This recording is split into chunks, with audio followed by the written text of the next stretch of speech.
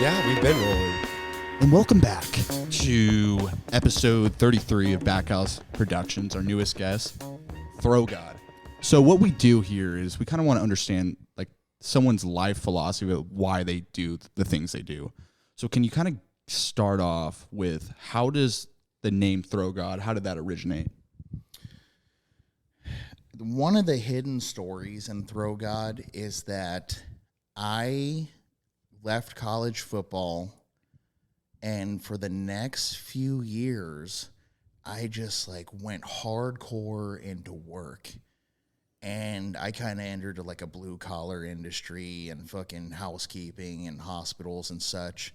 And I was a quarterback, so I fucking rose through the ranks like fucking overnight. Because when you're, and people don't realize this, I was first team all ACC academics, 4.0 GPA. I mean, I could have went to fucking Harvard. Yeah. I should have went to Duke. They were like, Stanford wanted me to go to fucking Stanford, and I was like, Stanford sucks. Tyrone Willingham, I'm not going to fucking play for him at Buddy Tevens. And now you leave Stanford, you get a fucking $400K stock option, $150K your job at Salesforce. But so I started out and I was in football. I left and I went and got a job. My friend said, "Hey, you want to get into housekeeping? It's like football. You're walking 6 miles a day in a hospital and you're fucking managing a team of fucking degenerate fucking housekeepers." And I jumped on it, and I managed the second shift like a fucking sheriff on a goddamn horse. Mm-hmm. I saw a housekeeper sitting on a bench one time. I fucking just looked at her. She could feel the electricity running through her fucking spinal cord because she knew she was coming down to the cellar. And so she would come in the office, and I'd write her up. Okay. I'd say, "Donna,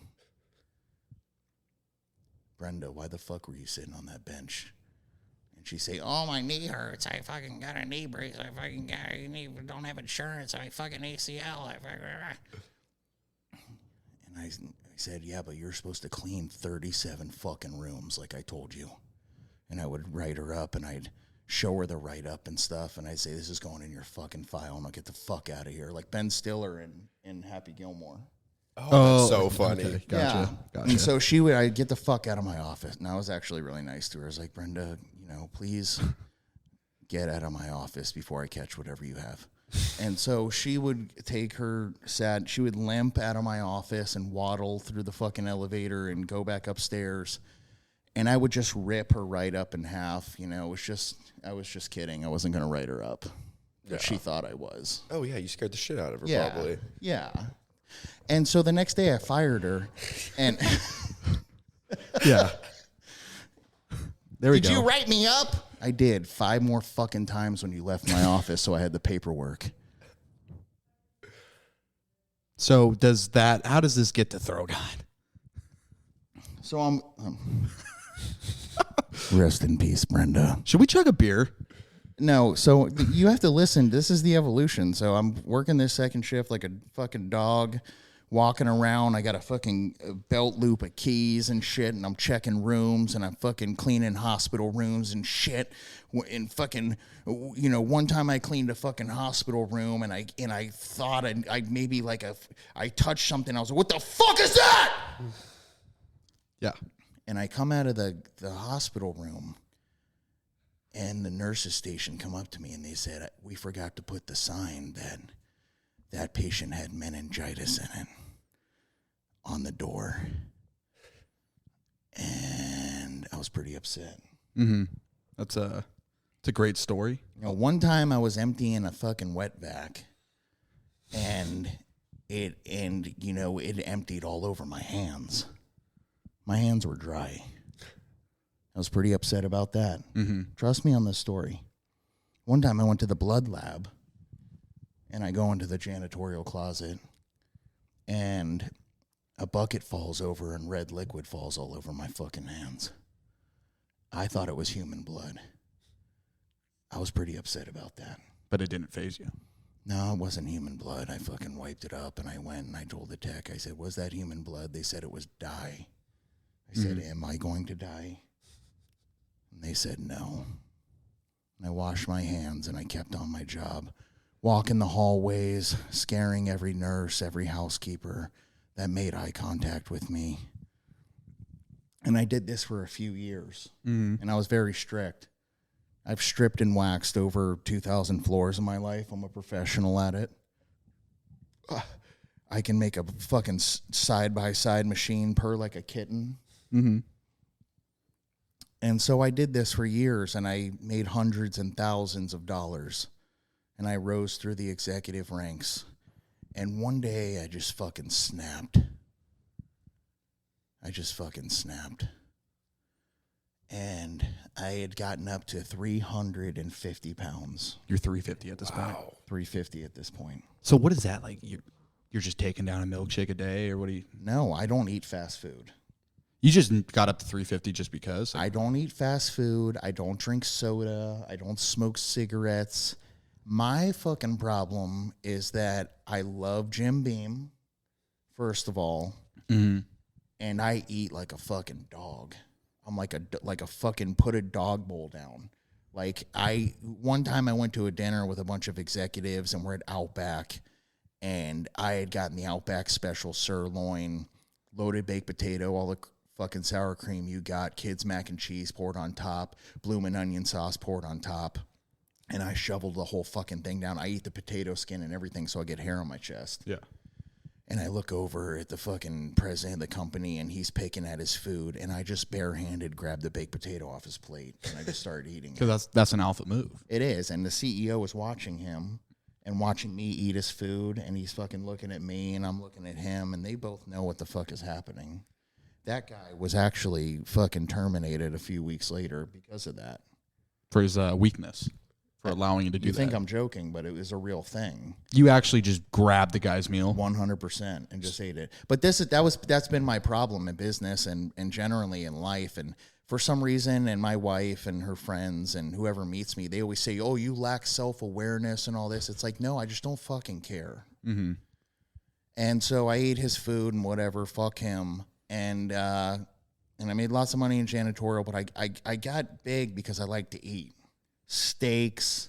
Like actual food. I love to eat like red meat and steaks and fucking meatloaf. I'll turn it into cheeseburgers. I love mashed potatoes, fucking blue box mac and cheese. I eat SpaghettiO and meatballs like it's fucking Popeye spinach. Like, you know how Popeye fucking pops a can of seaweed or whatever the fuck. Dude, I fucking eat every single fucking day. I eat a can of SpaghettiO and meatballs to this day. What's your problem with fast food? I can't do it. I don't know what it is. I don't believe in it. It's like something that's just ingrained in me. I'm more like into like Bobby Flay. Mm-hmm. Like my problem is like I like a beef Wellington. Okay. With like hollandaise sauce. Oh. You know what I mean? Or like a nice grouper with hollandaise, garlic mash, seared scallops. You know, shrimp skewers, mahi, fucking, I like shit like that. Like, if you're going to eat, you're going to do it right. You're not just going to eat. Like, you said you went to Del Frisco's yesterday, right? Yes. Like, I'm starting off with the lobster bisque, a bowl. I'm eating 4 loaves of bread with it. Mm-hmm. I'm eating a whole Caesar. I'm getting fucking calamari. Like, by the time I actually get my steak, I've already eaten 4 dinners. We've been there before. And I don't stop. Uh-huh. I just eat. I get a fucking after dinner. I get a big old slice of fucking Black Forest chocolate cake, ooey gooey, fudgy, fucking scoop. You got fucking ice cream? Put it on there. So I balloon up to 350 pounds, and this is the origin story. You're gonna have patience with me. And I was working for this company, and they gave me a severance. Mm-hmm. Severance package. You guys are still coming up in the world, but when you get a severance, they gave me 6 months full pay. You know, whatever vertical didn't work out, they gave me a severance. Mm-hmm. So for 6 months, I'm fucking getting paid like, you know, fucking $200K a year to just be at home. And so I grabbed my footballs and I started throwing every day. Like a psycho. I'm talking like 6-7 hours a day out in the fucking field by myself. And I wore, you know, like wrestlers wear trash bags and sweatpants and shit. Is this kind of like Uncle Rico a little bit? Don't bring that. It actually pisses me off because it's not. Okay, but like I'm trying to. Yeah, it's not like Uncle Rico in any way. You're not videotaping yourself. I am fucking videotaping myself. I hope Uncle Rico fucking dies. What's your problem He with looks Uncle like Rico? shit. He's a fucking faggot. Like the character in the No, movie. like the whole thing is a faggot thing. The whole thing is for faggots. What, Napoleon Dynamite? The Or whole fucking thing is just faggot, gay, faggot, faggot, faggot, gay, faggot, faggot, faggot, gay. and that's not you. You're doing that. I don't do anything to do with that. Mm-hmm. But anyways, I'm out in the field and I'm just start fucking throwing every day in sweatpants. And next thing you know, holy shit, dude, I lost 110 pounds in like 7 months throwing. I got all the way down to fucking 235 pounds, dude. By just throwing a football? Every single day for like 7 hours. So did you start doing that because you wanted to lose the weight, or? Yeah. Yeah, I'm going to run around, I'm going to throw it. Well, the other thing is like I'm a gift from God. Like I'm literally a genetically perfect gift from God. I have perfect DNA. I have the perfect cock, the perfect length. What's the perfect cock? What are you talking, like 7? No, like 10 inches from heaven. It's got a nice pale pink color, a strawberry ice cream kind of tip, a nice circumference. Is there a curvature to it? It's just a nice.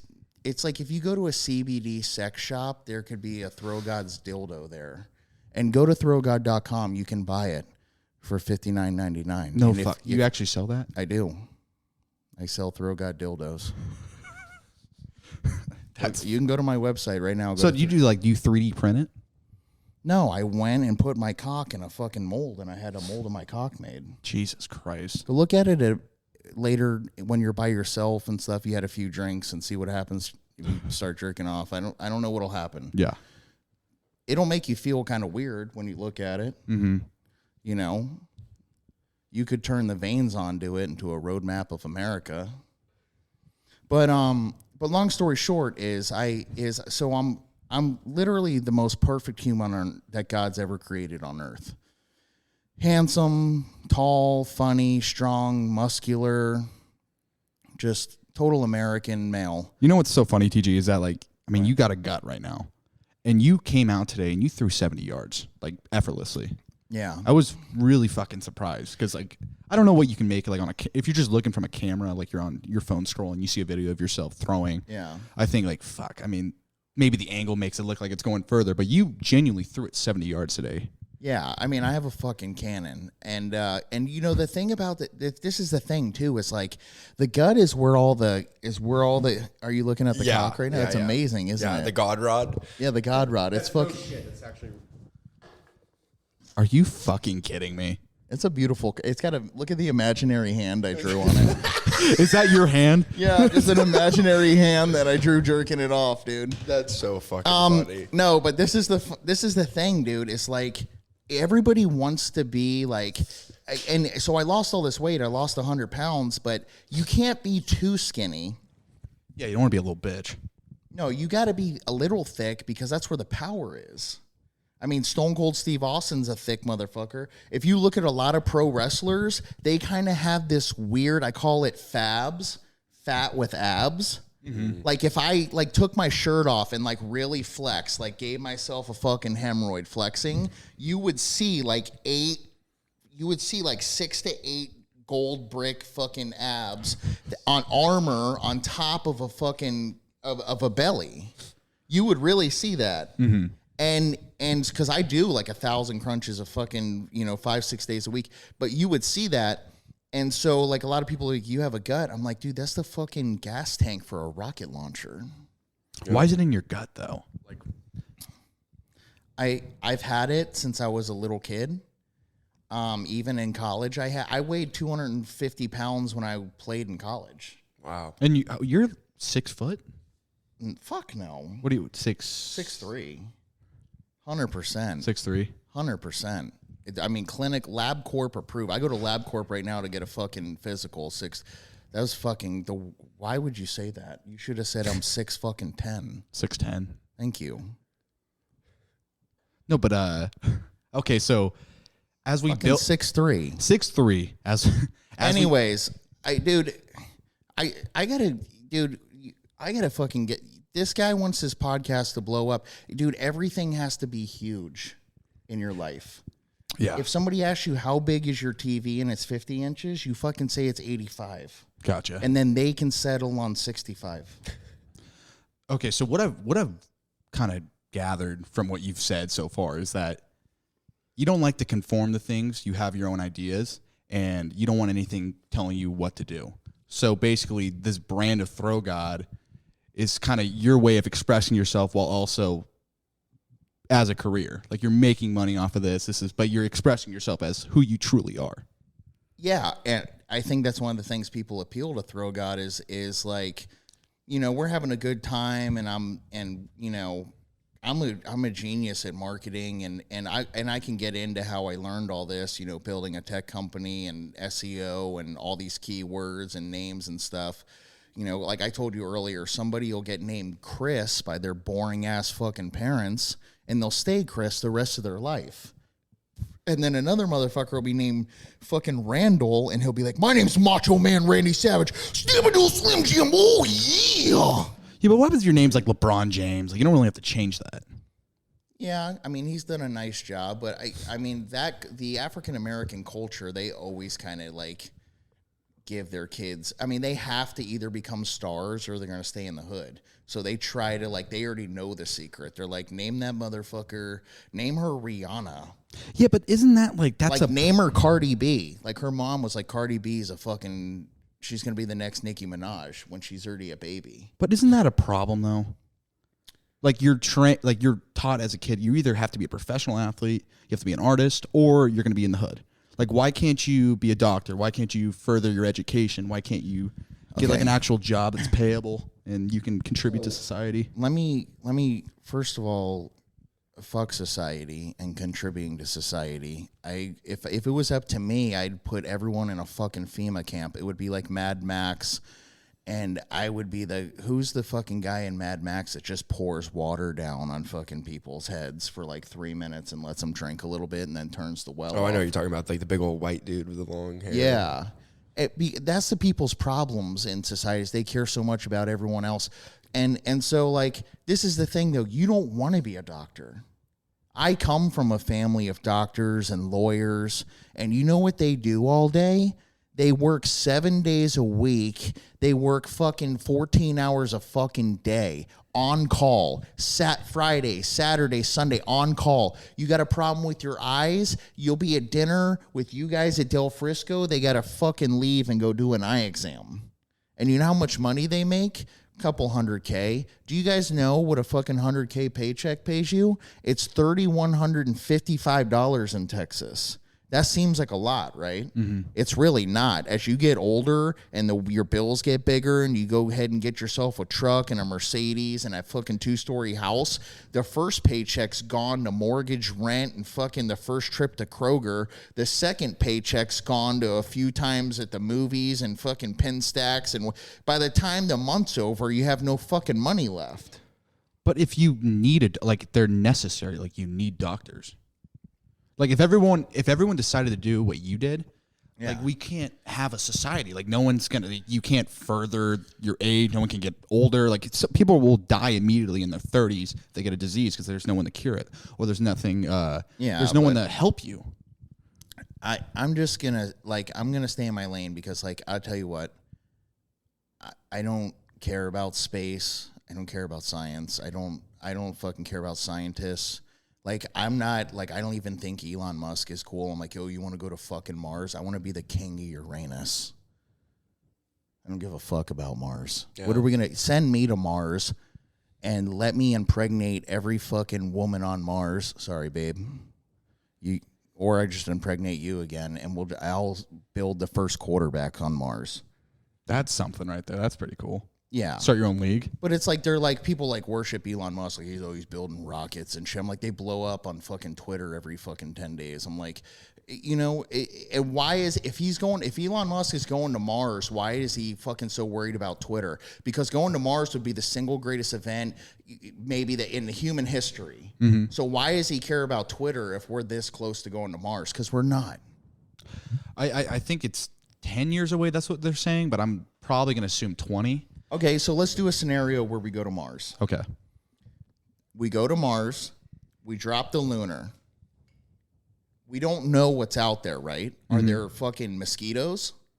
No, there's not. Well, I guess maybe there's not. You don't know, and I don't fucking know because no one's ever been there. Well, they have the robots that go over there and they read the environment. They're looking for life. They haven't found any. Bro, we can't even fucking. We got people here on Earth that fucking have syphilis and shit. We can't even fucking cure. How the fuck do we know if there's mosquitoes on Mars? Syphilis, like in what? Like in certain countries? I'm saying like there's diseases, there's famine, there's all these things that could be cured here, and we're talking about whether they don't know if there's mosquitoes on Mars. You're gonna get to fucking Mars. Mm-hmm. Somebody's gonna have to go outside and start building the city, right? Yeah. So do we send construction workers first? No, I mean it's definitely a lofty task, but I think you definitely need to send someone who's eventually. hammering the first nail on Mars?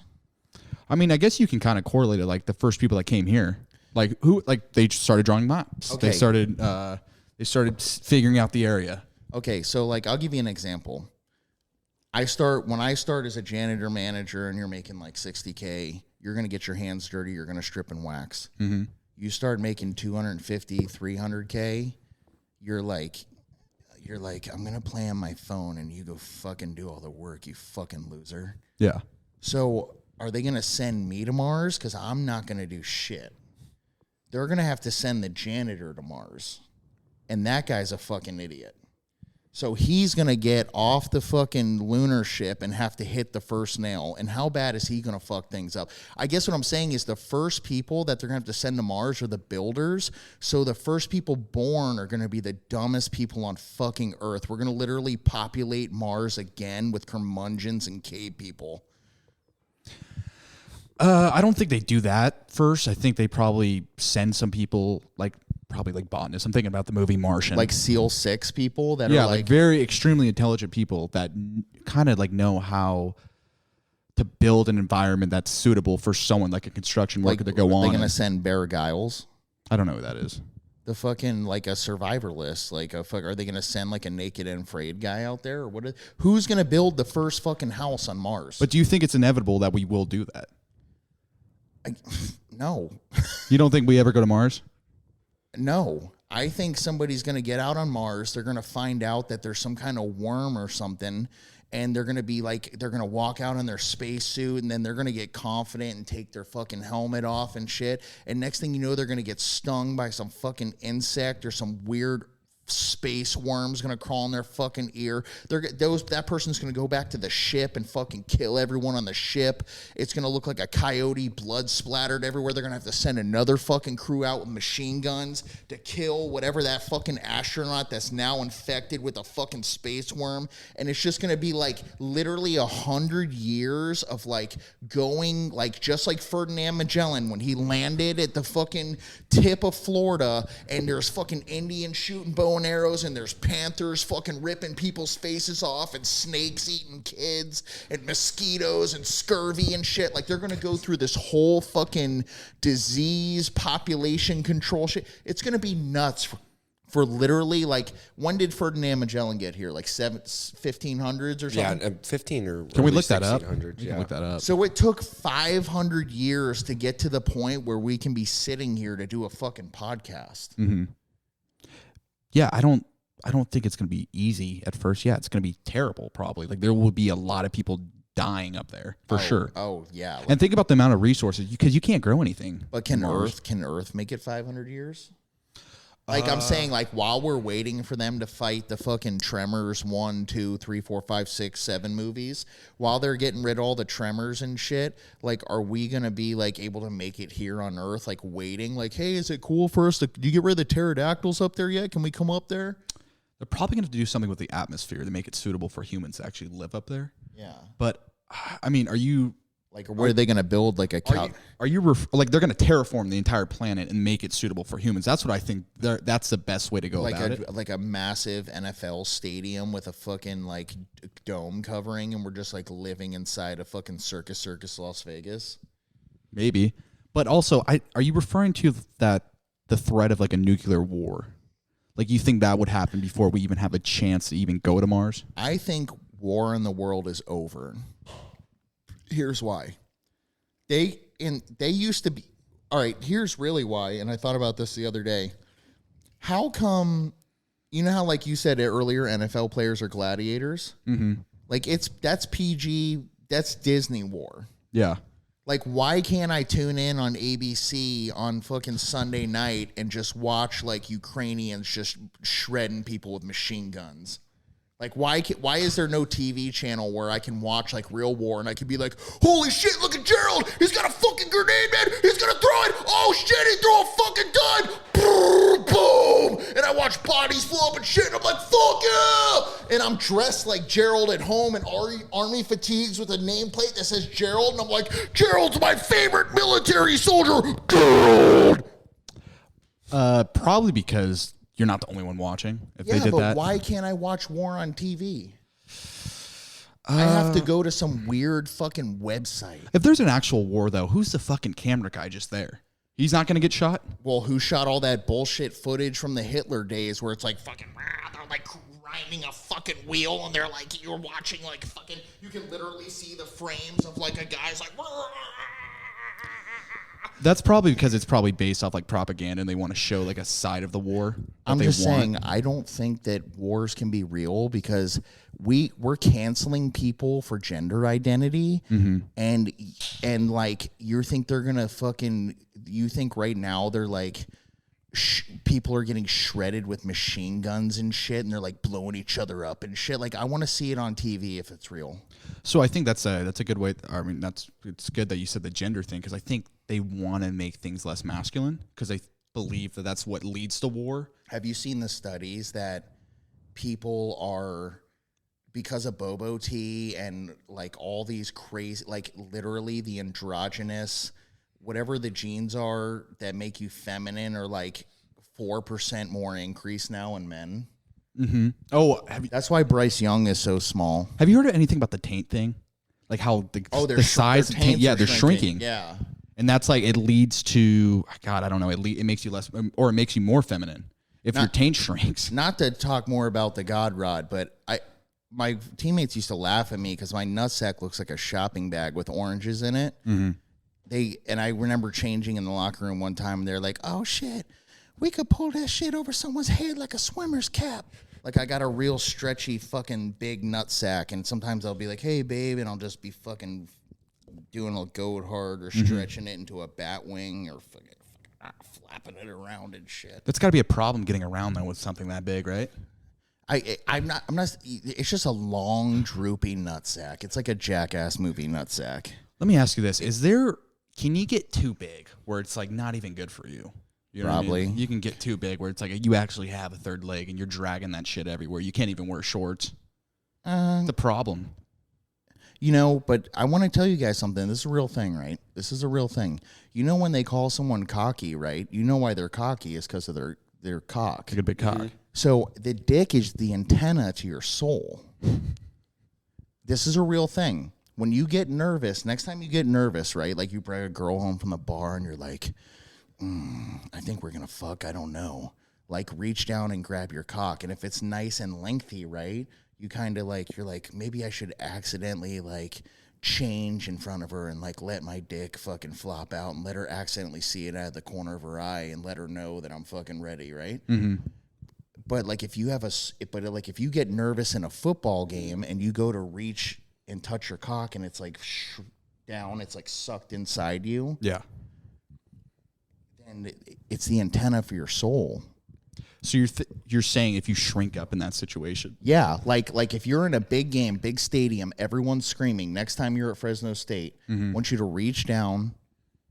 You're 21, right? Yeah. I want you to reach down.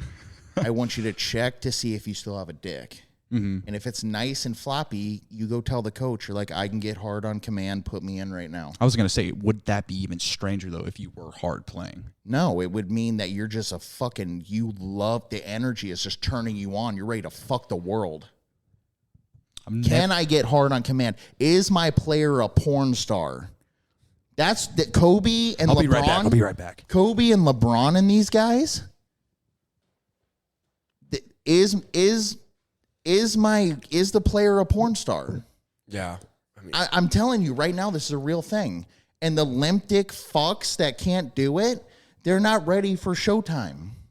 yeah, I can totally see how that they play together. In the Jenna Jameson book, she says that her first day on set, TT Boy, who's a famous porn star from the 90s, walked up to her eating a cold can of tuna fish with a plastic fork and his dick out.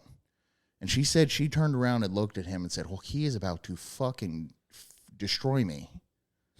He does not give a fuck. He's eating a cold can of tuna fish with a plastic fork right before he's about to fucking do sex with me. That is a very alpha move. You know, like that's crazy, yeah. right? And so, I mean, I'm not trying to make it sexual, but so much of football and sports and just the primordial nature of people evolves around these things. How do you why do you think they invented clothes? Why do you? Because Brave, if they invented clothes, then Joe Biden wouldn't be president if they never invented clothes. If everyone just like nude. Yeah, the fucking biggest cock of the walk fucking Iron Man would be fucking president. It would be like back in the day, like the fucking biggest caveman would own the cave. Okay, but like with that idea, is it necessary to have someone who's overpowered, who's very aggressive, kind of like a general? Is that a necessary guy to be leading a country? No, I think you need to lead with empathy and compassion, and you need to. So does that guy have a soft cock when he's empathetic? Dude, to be president, you have to be absolutely in control of all your senses and your emotions. You have to be absolutely aware, calm, collected, in command, like total 100%, like be here now, Ram Dass, like synthesizing information like at a fucking dime, like able to come out with solutions. Mm-hmm. But my point is the reason they invented clothes is to protect people. Because all the ugly, fucking disgusting people, they would just get destroyed like in one day. If everyone would just be animals. If you went to the grocery store and women didn't have to wear bras and tops and their huge tits were flopping out, you'd be getting eggs and shit. It'd be like on Instagram, you'd be like, holy shit, her fucking tits are huge. And even if you didn't want to, it's like when you take a girl home to fuck her, right? And she gets naked and all of a sudden you're like, holy shit, look at that fat ass. And you start getting like your eyes roll in the back of your head like a great white shark and shit. And you start getting all hot in the face and your nuts start boiling. Dude, imagine if nobody had clothes and you went to the grocery store and you just saw Carol with a huge fucking cans. You'd be like, oh, am I supposed to get fucking cereal? And you're just fucking, oh, daddy wants some moo-moo. And you fucking be chasing her down. And that's why people have to wear clothes. Because you would go back to being an animal You have to be civilized. You'd become an animal like that. Mm-hmm. Older, please. So how did you, okay, at what age did you realize that, okay, hey, I can throw a fucking football? Like, I'm really good at throwing a football. I think it was in 6th grade. There was a kid named Devin, and he was a dual threat quarterback, and he fucking acted like he was, the shit. And, there's something about like white people where they look up to black people. They like idolize them. Mm-hmm. And like, so all the little white kids are like, oh, Devin, he's from the fucking Largo Packers, the hood, Rainbow Village fucking league. And he had that ghetto ass, like when you throw a composite leather, like he had that ghetto ass, like whip and shit that doesn't work at any level, but like it throws a cool spiral. Yeah. Like he looked cool throwing. And so we had a deep ball contest in PE. And he did his ghetto ass throw, and he looked all sleepy and shit and acted like he didn't give a fuck and wasn't trying. And he threw it like fucking 40 yards, and then I just screamed like, like a fucking alien, and everyone's like, dude, you're fucking weird, man. And I threw that bitch like fucking, you keep in mind this is in 6th grade, I threw like 50 or 55 yards or whatever, 60 yards, and I destroyed him. And he said, oh, sorry, dude, I just woke up in PE's first period. That's why. And, later he went to jail for selling ecstasy. So It's kind of interesting because we were throwing today and you told me to yell a little bit and it actually did work. yeah. Where did you figure that out? Like, hey, I'm going to yell when I throw. Are you doing that in a game? Yeah. Yeah. Yes. Nolan Ryan did it when he pitched. And tennis women do it all the time. And Pete when I was a young man, my grandma made me watch a lot of Pete Sampras and Andre Agassi and fucking all these. I had to watch Wimbledon and all these tennis players all the time, and all they do is scream when they serve. And so did someone teach you to do that, or you just saw it yourself and all right, that works? I went on my weight loss journey. I started throwing every day, and then I got to a point where I got so good at throwing, I was like, fuck, how do I get even better? And I started just trying crazy shit, like jumping off the earth and fucking pushing my feet in the ground and screaming. And I was like, and it works for the camera too. It makes it violent as fuck, like a Stone Cold Stunner. He's like, blah! You know what I mean? He's he's not fucking kidding. Like when he stuns you, he stuns the fuck out of you. Blah! And the rock bounces up and it's like, talking to you motherfucker, it's pouring beer on your face. And I was like, how the fuck do I throw a football like a Stone Cold Stunner? And that's when I started doing it, and I started and then you can Google it and stuff, it's a real thing, but I started realizing, holy shit, I can throw fucking 10 miles an hour faster now. By just fucking yelling. Yeah. But people are pussies. They're scared. They're like, what do other people think of me? Oh, he's yelling. Like, who's this guy? I can't yell. I'm embarrassed. I'm like, I don't give a fuck, dude. You came to see a fucking show. You're going to see a maniac today. Like, a fucking maniac, dude. I maniac. So 6th grade, you realize, okay, I have a cannon of an arm. Yeah.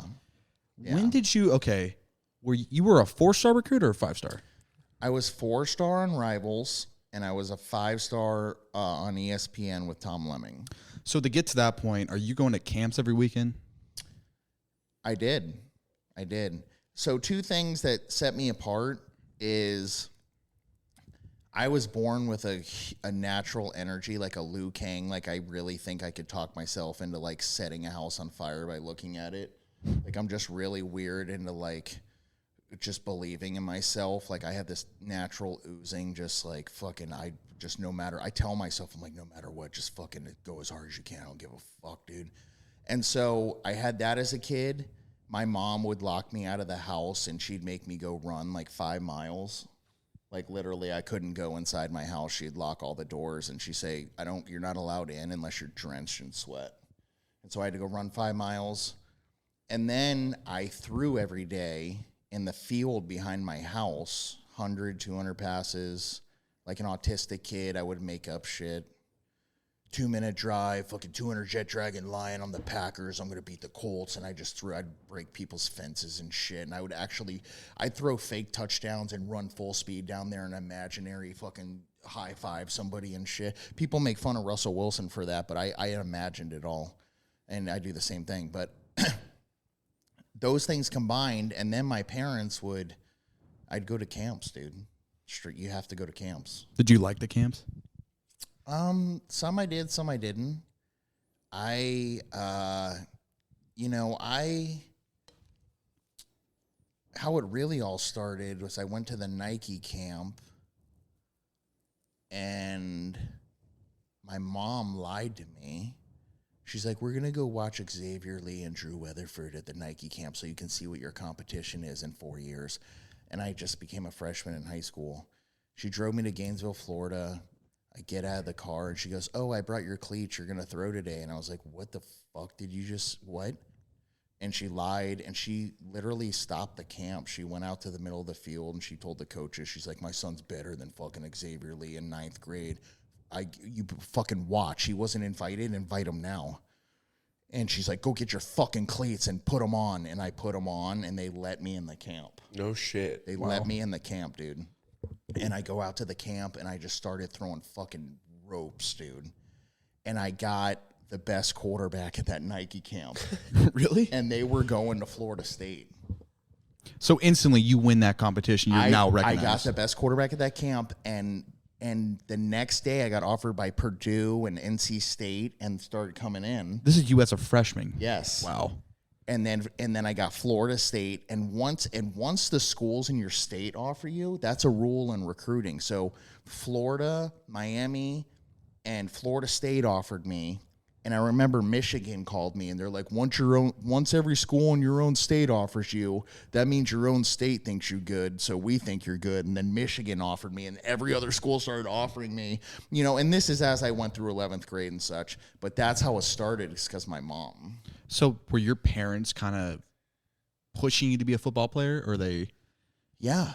Yeah. I mean, I had the talent, and my mom saw that, and so she just drove. I mean, they took me everywhere to Peyton Manning Passing Academy. I went to fucking every Florida camp, Florida State camp, Miami camp, Elite 11. I went to every fucking camp you can fucking go to. You have to. Mm-hmm. And people wonder all the time. They're like, why am I not getting ranked? It's like, motherfucker, you know what my mom used to do? She used to go on Rivals and find out who the best quarterback in another state was. And then she would make me go to that state and go to the camp versus that kid to see if I was going to be better than him in his own state. Your mom's intense. She flew me to California like 6 times to like go against Mark Sanchez. Oh, wow. And, dude, she was a fucking nut, dude. What do you think? Because I feel like there's a lot of stories with like, I'm better than you, Mark. You quarterback parents, like, fuck you. They're very engaged with raising their son and to become a quarterback.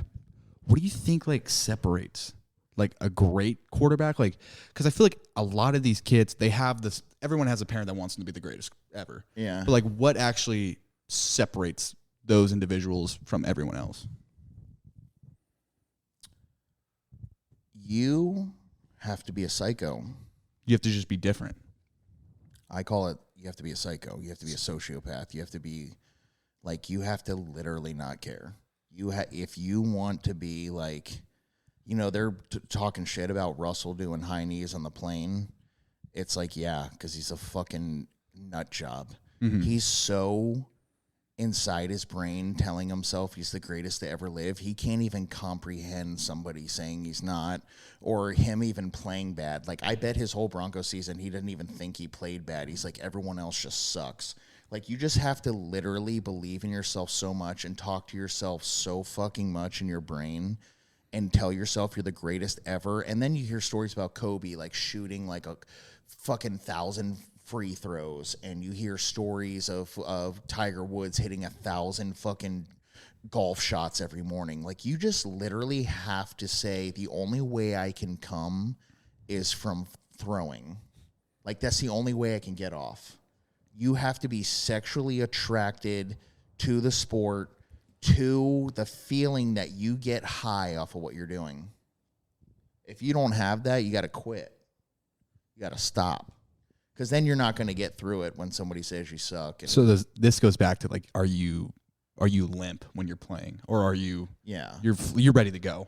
Yeah. That same thing. Yeah. You literally have to get. I literally get I'm sexually attracted to football. I get turned on. Throwing a football could make me. I could actually come from if I threw the ball like the way I know I can, and I see it. I feel like, oh. Whoa! Throw God! I mean, think about Russell Wilson. I mean, he's only 5'11", so you're already at a disadvantage. So you have to do something so beyond what anyone's capable of doing or willing to do. Well, his thing is work ethic. Exactly. Like, you have to just train like you don't care. Oh, that stopped. But it's whatever. It's fine. We got this going still. I think I've got a quiet like 5 in already with the beer. I think I got a quiet 5. 5 beers is 1 glass of Jim Beam for me. Do you, you know what I hate about drinking? What? I hate the fucking, like, you open up the floodgates. You got to take a piss every 10 seconds. Yeah. That's so annoying to me. Have you, what's, like, the craziest, like, okay, actually, good question here. How many beers have you had in a night? Like, your biggest record? I'm not a big beer guy. I would say I could probably drink this whole 24 pack and and just be like, and I could still be sober enough to drive. Mm-hmm. But my thing is like what I used to do in college is like beer funnel like a fifth of Evan Williams. You ever just like funnel a whole small little handheld, like you know the vodka bottles that are like as big as your hand? What's that called? Like a fifth. Yeah. You ever just chug a whole fifth? No. No, it's fucked. Like, dude, you just like don't like, instead of like taking shots or pouring a drink or whatever, you just chug the fifth of vodka, and it's hilarious because you're totally sober. But like 10 minutes later, you hit a wall. You know how like it takes time to drink and get fucked up? Yeah. If you do that, you can go from like sober to like end of the night fucked up in 10 minutes. So you're just like this. You just fucking straight drop. Well, like pussies are like, but I'm just like I'm just drunk, ready to party. Yeah. But like another person would pass out and shit. But I mean, I'm fucked up. Don't get me wrong. I'm already like 2 a.m. fucked up at like 9 p.m. I haven't done this since college, so I'm not sitting here saying I do that every night, but I'm just talking about different philosophies on drinking. That's interesting. The beer, it's too, you know, people come from overseas, right? And they drink Bud Light, and they can drink like 50 of these. No shit. And they like people from Germany and stuff, and they think it's water. what are they drinking? Just hard alcohol over there? No, like their beer over there is like thicker. It's like cough syrup beer. So like kind of like an IPA a little bit? Yeah, it's like a thick fucking Guinness, like a thick, hearty, beefy fucking beer. And they come over to Vegas and shit, and they just drink like 87 Bud Lights, and it's like bottles of water. You know, I always find it fucked up when because we had this guy on. He's been on the podcast like twice, and he attests that there's nothing better than drinking in the afternoon. But that or the early morning. But if you're gonna go into the night, like you're already hungover. No, like you hit a wall. Well, partially. All right, so the number one way to drink, to be honest with you, is to get up in the morning and get your workout. I work out 7 days a week. So I get up every day. I have to do 2 miles at least on the treadmill just to get my blood flowing. So I get up, I do the treadmill, I get my throws in, I get things, but then you go to brunch and you get cinnamon toast, cream cheese icing, fucking pancakes or French toast and bacon and eggs, but you get a little Kim, which is a mimosa tower, and you get a big mimosa tower, and you drink the whole fucking. It's 120 ounces of mimosa. What? And you drink the whole thing, and you get fucked up, and you go on a Sunday fun day. That's the best drinking. The best day is Sunday drinking. Sunday fun day drinking is my go-to. Do you ever you watch the NFL, right? I do. So that's probably the best day to do it. You're drinking, the games are going on. I'm a weird football watcher. I like to read about it. So I like to go to ESPN or Google, and I type in NFL scores, and I look at scores, and I specifically look at the different quarterback stats. So if I see like a quarterback, like a Geno Smith is like 17 of 21 for like 210 yards, a touchdown and 2 picks, I'm like, I don't know. What about Geno Smith? Or just about a quarterback. Just about a quarterback. If I see like 18 of 34, 210 yards and 3 touchdowns, I'm like, well, that defense wasn't good, and he probably threw 3 bullshit touchdowns. And so I can tell by the stats how the quarterback played. But like, I know anybody could say that, but I'm talking about like, I can tell like whether he's actually played good, because stats can lie to you. They can be fake stats. I can tell whether he actually is talented and played like, if did he complete 10 passes a quarter? Did he complete 6 passes a quarter? Because if a quarterback can complete 5 to 6 passes a quarter, that's 24 completions in a game. That's a consistent game. Mm-hmm. If you think about it, actually, that does not sound that much. Only 5 completions a quarter. Yeah, you break it down that way? But that's 25 completions. If they throw 35 passes, that's 25 and 35. In the NFL, I noticed with stats too. Like these that guys, math is way off. That would be 20 of fucking 35. Mm-hmm. like these guys, they'll go 17 for 19, but their incompletions are all interceptions. Like when these guys miss, they fucking miss, but they're most of the time they're on. Yeah. Like it's like I don't know, like I'm thinking This about is like the thing about the NFL is if you miss in the NFL, it's usually picked off. If it's tipped in the NFL, you're picked off. Where in college, it's not. And in high school, it's 100% not. Like I think of like a Phillip Rivers stat line for the Colts. 18 for 22 picks. Yeah. 18 for 20, 237 yards, and fucking 2 picks. Exactly. Yeah. And a quarterback sneak.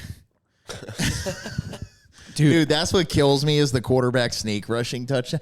Why don't they quarterback sneak midfield? Just like on like 4th and 1? No, like why don't teams like it's just like 2nd and fucking 10 and they're just like on the 40 and they don't even they just like fucking quarterback sneak they're getting 5 yards. In the NFL? I don't know, dude. Have you ever seen like these quarterback sneaks like how the running back pushes their back and shit? I think that's bullshit. I don't think they should be able to do that. But I'm saying they're getting 4 yards. Like, I don't understand why they run the spread and they'll throw it. I would just be like, run up to that bitch and snap it and just fucking fall forward for 4 yards and just see what happens. It's almost like it's too boring to watch. It is, but it's like if more teams did it, they would fucking, I'm telling you, bro, quarterbacks, and the quarterback doesn't get hit. No. Because he's like kind of in the shrapnel already. Like it's not like a big hit. He's just kind of like getting a kidney shot or something. You're lunging forward and you're falling down. Literally just like, it's like second, he's like thrown a fucking dime and they're like running up. And instead of calling another passing play, just hurry up and take the snap and just fucking burrow as far as you can. Like get 2 running backs like right behind you. Just start pushing. Get like a fucking 250 guy. I don't know why they don't run the wing T in the NFL. Dude, no fucking way. I would. You would run the wing T in the NFL? Fuck yeah, dude. Run the ball in the fucking... Dude, if I had, like, Travis Henry and shit, I'd put him at that bullshit little fullback position, and I'd get, like, Deebo Samuel, and I'd get, like, another, like, fucking Tavon Austin or some fucking little like a shit wing guy that can run, and I would just fucking run a bullshit... Like, not the whole game, but, like, just... Have you ever played against the wing T? Like in high school? Yeah, but I never played defense in high school. Okay, but like they always like for some reason score touchdowns.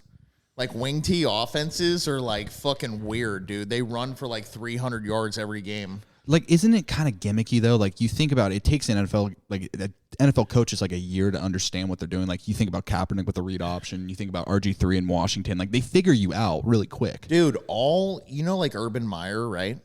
Yeah. You know why he's famous in college football? Because he put the wing T in the shotgun with Tebow. With Tebow, they did the wing T in the shotgun. Do you know that it's all right. Do you know Urban Meyer averaged over 300 yards rushing a game? His teams. Did he do that with Alex Smith at Utah? Dude, it started with them. He was at Bowling Green too with Josh Jacobs. He played kick returner in the NFL, but he was a quarterback at Bowling Green. What? Wow, that's crazy. Yeah. No, I mean, I don't remember him doing that at Ohio State though. I do with fucking what's his name, Braxton Miller. They were doing the wing T from shotgun. No, you're thinking about a traditional wing T. Exactly. Yeah, that's. I'm talking about like Urban Meyer puts the quarterback in the shotgun and they read the fucking edge. And they run the fucking option and shit out of the shotgun. But everyone thinks it's a spread. But Urban Meyer doesn't. He likes to throw, but he runs the ball like a motherfucker. Same thing with Chip Kelly at UCLA. He runs the ball a lot. Yeah. And he's turned UCLA around. Good for you, Chip Kelly. I think you should be the head coach at Ohio State instead of that fucking nutsucker Ryan Day who sucks cock. Fuck you, Ryan Day. Why don't you like Ryan Day? Soft motherfucker. He's fucking bullshit, bro. He's an offensive coordinator. Dude, he's one of those fucking coaches that Urban Meyer left. He's like, you'll be in good hands with Ryan Day. And fucking he's done dick. Gets fucking blown out every year. They should have beat Georgia, though. They would have won a national Yeah, that championship. field goal fucked them. They would have. I'm not a CJ Stroud fan. I know you guys will fucking pile on me, but my opinion is this, bro. The game's on the fucking line. You got 50 seconds left, and you're fucking gonna put your kicker out there to kick a field goal. Dude, Dan Marino told Jackie Sherrill at Georgia, they were fucking Pitt was playing them. He walked over the sideline. It was 4th and 13. He walked over the sidelines. He said, Jackie, we're calling a passing play, and I'm going to throw a fucking touchdown. This is on YouTube. You can find it. Dan Marino dropped back, threw a fucking dime for 6, won the Sugar Bowl. But you know what? He never won a Super Bowl. I don't give a fuck. CJ Stroud is garbage, bro. He's hot CJ Stroud is hot garbage and will do nothing in the NFL. Mark my fucking words. Do you have like a guy that's kind of like not talked about right now in college football, but do you think he'll do well in the NFL? Like, what about that guy from North Carolina? I know he's a freshman this year, but Drake May. Yeah. You know, I went in on him on TikTok because I think he throws a lot of these spread off. He throws smash routes. Mm-hmm. You know, like hitches, hitches in the corner, uh-huh. And he throws them off his back foot, and the guy's wide. It reminded me of Colt McCoy. Do you remember Colt McCoy at Texas? Or still playing? Yeah, for the Cardinals. He's still playing. Colt McCoy's fine. That's another guy who stuck around. Yeah, Colt McCoy still. Look, I told you this earlier. If you're in the NFL, you're a good quarterback. Yeah. Okay. That doesn't even have to. That's not the point of fucking throw God. Okay. Drake May throws these crazy little corner routes, these hitches in these corners off his back foot, and sometimes it looks like I'm like, go fucking gun it in there, son. And then I thought he was kind of small, but he's actually 6'4". He's 6'4". Really? Yeah, 220. Jesus. So he's actually pretty big. He's a young man, so he doesn't have the. That's the one thing about playing college football, especially at the D1 level, is you lift a lot of weights. So you come in as a freshman like a fucking faggot, but you leave as a senior kind of shredded if you take it serious, like you're pretty jacked. Mm-hmm. You know, I mean, I think I got down like one time to like 11% body fat. They put me in the bod pad. Or, you know, did you ever go in the bod pod? Yeah. And Or it's like this little like thing you kind of just sit there. You can't move. Yeah, they weigh your bones and shit. Yeah. And so I think that's the closest I ever got to being as lean as you fucking losers want me to be. Like, that's the other thing, too. I'm not going to get sidetracked here, but, like, you're always, like, commenting on my body. You realize, like, you're looking at me like you look at a picture of tits on fucking Instagram. Like, you're sexually attracted to me.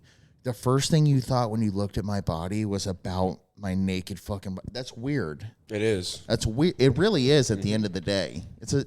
But long story short is Drake May, he could be good. I don't know. I feel bad for DJ Ugabadugi.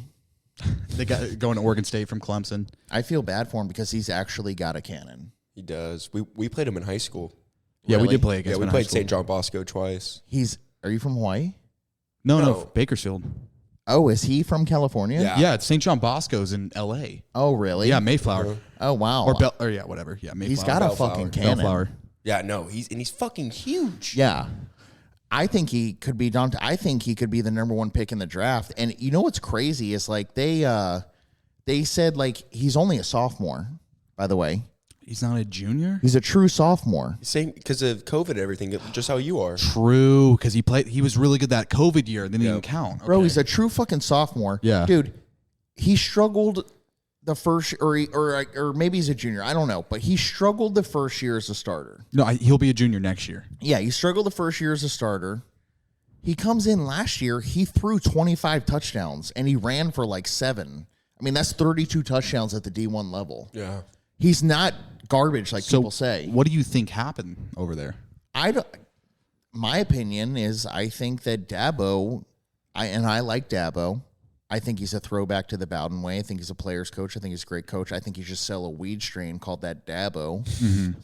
30 a G, I'd buy that shit. Sprinkle some fucking cocaine on it and smoke some fucking chronic.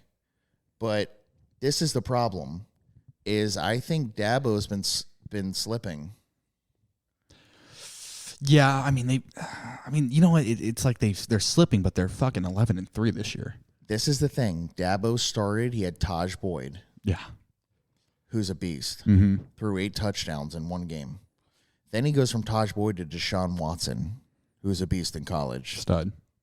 Then he gets fucking Trevor Lawrence. And so he has these these great fucking Generational talents. At least according to paper, these guys who were really good that played fine in college, played really good ball, especially Deshaun Watson, beat Alabama. Was he with Charlie Whitehurst? No. Jesus, that was before him. Way back in the day. That was Tommy Bowden. Okay. And who took over for Woodrow Dantzler, who was also talented. They made him a kick returner. Today, he'd be a fucking first-round pick like Kyler Murray. The NFL's so weird, dude. There's so many dual-threat quarterbacks from the past who got fucked because of the culture that, Hines Ward played quarterback at Georgia. Steelers receiver Did he Hines actually? Ward. Yeah, he was starting quarterback at Georgia. What the fuck? Yeah, dude. There's so many fucking quarterbacks. But anyways, I think Dabo was so used to these plug and play quarterbacks. He didn't coach fucking Ooga Badoogie up. He didn't develop him. He was just like, why aren't you throwing dimes the first day? Like, what's wrong? Like, and then didn't develop them. And if I'm Ooga Badoogie's dad, I'm like, how does my son throw a football 90 yards? You can't find one fucking play where he can throw bombs? Like, if you're his dad, are you not pissed off?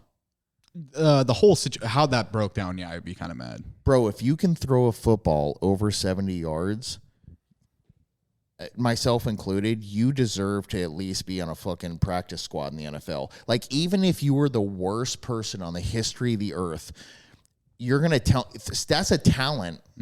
There's kids can only throw like 50 usually. Yeah. Normal, like a normal arm, 50 yards, 54. And there's receivers in the NFL. I mean, like at one time I told my wife, I'm like, I just want to, how like rappers have like barbers that travel with them. Yeah. I'm like, I just want to like travel and fucking like NFL receivers need me. And they pay me $25K and I just throw them absolute rockets every day. Just like Brett Favre just gets them ready for like fucking Kirk Cousins. Just a guy on standby waiting for the catch balls. Like Justin Jefferson just like hires me and I just live at his house and I wake up and throw him rockets every day. And then like by the time he gets to mini camp, Kirk throws him a ball and it's just like catching a pillow. Yeah. Dude, that would be the life. Yeah, it's just like you're like a personal barber or something, personal quarterback. This girl in college, dude, I dated her. She wrote me a song, My Personal Quarterback. You're my personal quarterback. And I had to sit there and listen to it. I'll burn on a CD for my birthday. Dude, I was screaming and dying inside, That's dude. so I showed funny. it to all my roommates, dude. We were fucking screaming, What? dude. And then I was like, dude, that was the nicest song I've ever had. Yeah, you are my personal quarterback. What the fuck? She really loved you. Dude, it's a fucking 10-incher, dude. It's fucking making her want to make The songs God for you. Rod. Personal quarterback. No, but dude, okay, so DJ, you said he struggled as his first year in Clemson. He balled the fuck out. And then, like, I think it's like a drop-off in talent. Like, I think Clemson's roster just got worse. They have a white running back named Will Shipley. He's not bad. I'm not saying he's bad or not bad, but like, when did all of a sudden we start approving of white running backs? Like, when did that happen? I think it started with like the Edelman slot thing where everyone needs a guy like that now. Was it Edelman or was it the guy? Welker. Yeah, Welker. Yeah. But I mean, they started the movement, I think, for sure. Now Yeah, but it's like, I'm not like, people on my TikTok all the time be like, you're fucking, anytime you criticize Lamar Jackson, you're racist. Just FYI. Yeah. You ever make a Lamar Jackson video, you're racist. What did you say about Lamar? He starts weeks 1 through 5 on fire, and then all of a sudden he gets a mysterious fucking injury that holds him out for the rest of the fucking year. Look at the last 3 seasons. He's been hurt. I don't know how that Huntley guy keeps playing. I think Lamar has a shitting problem. You got to elaborate.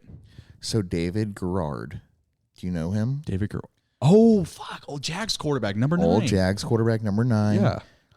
He came from East Carolina. He had Crohn's disease. There would be games he couldn't play because he couldn't keep his shit in his ass. Crohn's means you shit a lot. Yeah, I had a girlfriend with Crohn's. Yeah. So they eat like a Taki chip, it's over for the night. And I think Lamar grew up eating like fucking running 40-yard dashes in the street barefoot and doing backflips and all the things that these kids do to like prove that they're athletes.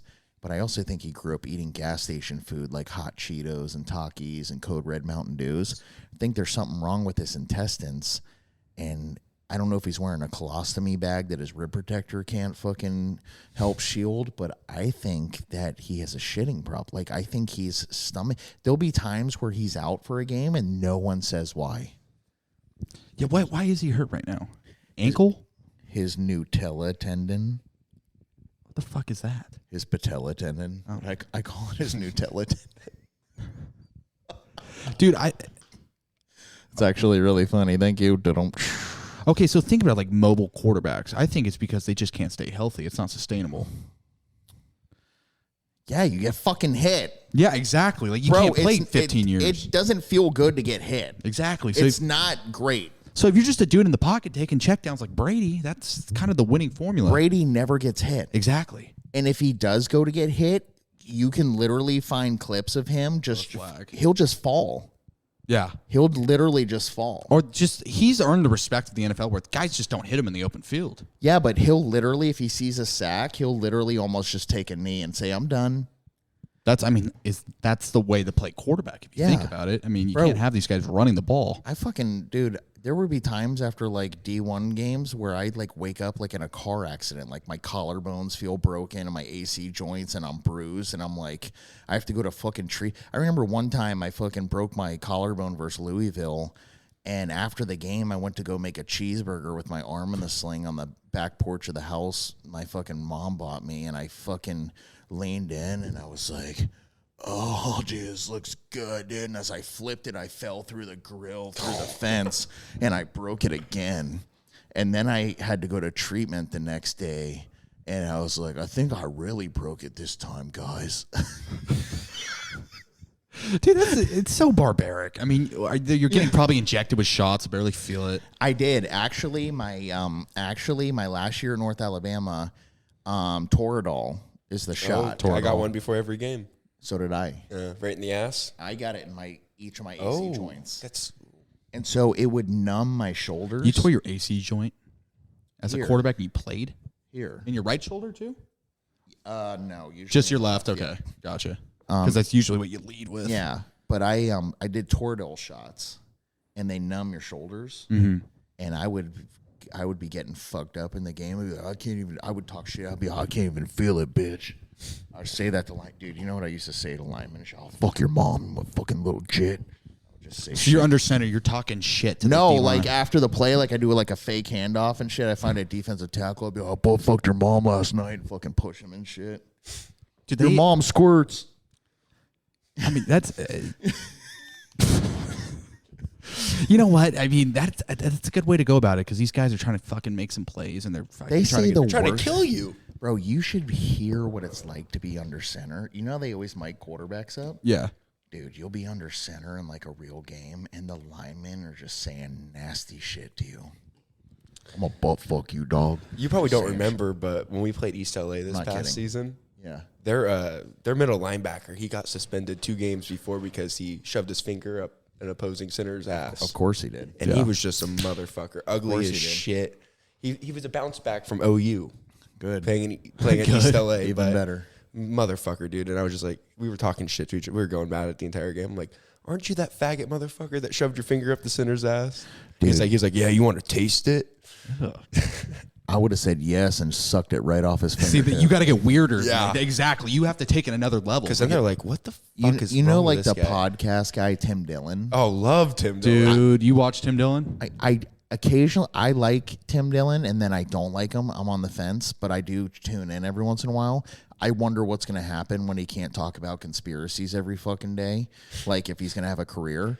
But like you know how he says he's gay? Yeah. Like the first thing I would do when I met him is I would French kiss him. And I would be like, are you really gay or not? Like, well, give me a tongue kiss. I think his comedy is kind of like how South Park does it a little bit, like how they just make fun of recent events. Yeah. You never run out of that. It's always something happening. I like him, but every once in a while, I'm like, bro, how long is it going to last before like people... Because, like, Trump got everyone stirred up with politics, but then it's like, how long is it going to last? Like, when we go back to just, like, some fucking limp dicks president. Like people are starting to not care anymore. Because you put Biden in office, he's not going to do anything that you're talking about, right? He's just people. It's back to like where you only saw the president in the movies now, which I don't mind. Which I was the biggest Trump supporter, and I had a great time, and I liked his Twitter and all this, but like, you get to a point where you're just like, and I didn't notice it until after he left office. You get to a point where you're just like, fuck, dude, like, I love my mom. Like, why are we fighting over like Hillary Clinton? There's a chance he wins though. I know, but like, are you a Trump supporter? From the last election, yeah. So am I. I was like a huge one. I checked his Twitter. I was a big one. I like for like a year I read like QAnon, and then I was like, oh, I'm over it. And you know what happened in 2008 is my brother said, go on YouTube, and I want you to watch an Illuminati music video. And I watched it, and I was like, dude, shut the and my brother's he's a good guy, but he's kind of like one of those like and a nefarious things guy, like goes to jail and shit. Like he's a good guy, but like he's kind of like a rough, I love my brother. I love him. Keep going. I got a floodgates. That's fine. But my brother in 2011, he's like, watch an Illuminati, and I'm like, shut the fuck up, bro. I was like, and I went and watched it. And I started noticing people covering their eyes and like all this satanic shit. And I was getting super high off of QP, and I fucking thought I saw the devil in my house and shit. And the world changed for me. I was like, oh my God, dude, they're doing this horrible. This is fucked up. And so like it got crazy. Like I know every conspiracy by heart, and I know it all. But like, so during Trump, it was fun. But like nothing every day was like Sean Hannity was like, deep state alert. And then like nothing happens. And now I'm just like, we got to get over conspiracies, bro. We got to stop. Because yes, they're real. You're not going to do anything about it. So shut the fuck up. They are fun to talk about sometimes, though. We will on the pod. They're fun to talk about. Yeah. 100%. They're real. Oh, totally. And they're doing it right in front of us, everything. But like people will be like, do fucking adrenochrome. I'm like, bitch, when the throw god, whenever I get signed to Hollywood, I'm ordering 10 vials. And I'm doing them all this one fucking night. Even with how they're getting it? I don't give a fuck. If I go to Hollywood, I'm doing adrenochrome. I don't fucking care. I'm going to get those weird red leather fucking shoe club shoes too. I'm going to do it all. I'm going to fucking I will be the worst fucking millionaire, billionaire, fucking scumbag motherfucker you've ever seen. But it seems like you don't like to be controlled. It seems like if you did that, you will be controlled. Whatever, dude. I'm doing it because these fucking celebrities, dude, they fucking Jared Leto posts about it all the time. Oh, that guy runs a cult. Dude, I heard he makes women sleep in a coffin. I heard that shit. I heard he'll like take a girl home and fuck her and then put her in a coffin and I'm not making this up. I've heard he ran a cult. I don't believe. That's I believe fucking hilarious, by the way. Hey, Brittany. Hey, Caroline, that was really fucking, thank you for that. Now here's your fucking coffin. Dude, you know what I want to do? I saw this on Cribs when I was a kid, and this motocross guy was married to fucking Pink, the singer. Pink? Yeah. And he had a room in his house where he just wrote like fucking, you're going to fucking die in like fake blood and shit all over the room. And so when his friends would get so fucked up, he would make them sleep in the murder room. And they would wake up in the middle of the night and see like dead fucking fake bodies and all this shit. They'd be like, what the fuck, man? Have you heard of like Bohemian Grove? Yeah, that's an easy one. But like, that's weird that's going on. They're praying to an owl god. I'll be there. But like, okay. I'll fucking be there. Do you think it's just something they do just to have like fun? Or do you actually believe that they're praying to this fucking owl god? They're actually praying to it, and they're rich, and they don't give a fuck. And if they have, supposedly they set a body on fire, I will sign up to hold the torch and do it. I'll piss on it. I'll fucking, the whole thing, dude. I'll do the whole fucking thing. Wait, what's the name of the owl? Oleg? Gallic? Or Moloch. Moloch. You're praying to Moloch? Whatever, dude. I don't give a fuck, dude. It looks like so much fun to me. I'm not even kidding you, bro. Like, I'm not talking about like the fucking other stuff. I'm talking about like the fun, You know, and this is the thing too, is like, you know, every once in a while I go to Barnes and Noble and I just find like fucking real magic books and shit, and I just read them, and I like look into magic spells and Satanism, and I'll set 2 mirrors up and try to light a flame and see if I can get like infected by like a demon that'll make me famous and shit. So you're talking to the wrong guy. Hasn't worked yet. I honestly, I don't know, because I'm starting to think it does work, but I don't think you can go back. I don't think I can go back. You're sold. You know, every once in a while before bed, I'll be like, Jesus, I accept you as my savior. And then like 3:30 at the devil's hour, I fucking wake up because I hear something at the door, and he's like, motherfucker, don't do that again. That's horseshit. That's horseshit. There's no way. I mean, what the fuck? Why does it have to go to that extent, though? Why the fuck do you have to pray to an owl to fucking get famous? Like, why can't you just be good? Well, this is the thing, guys, is everyone's scared of, like, Satanism, but it's really just about believing in nature.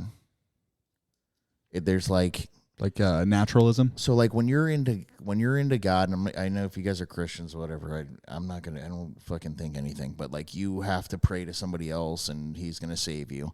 When you're into Satanism, you're into, like, being here now, like Ram Dass. You're like, I am the God. The God is me. But if you're a Satanist, aren't you recognizing that there is an other side of it, and you're rejecting that side? Mm-hmm. In a sense, but it's really at the root cause of it. It's about believing in yourself and in nature. Like it's saying that the human is more powerful than the God. Thinking man is God. Yes. You create your own destiny. Yes. You create your own reality. Yes.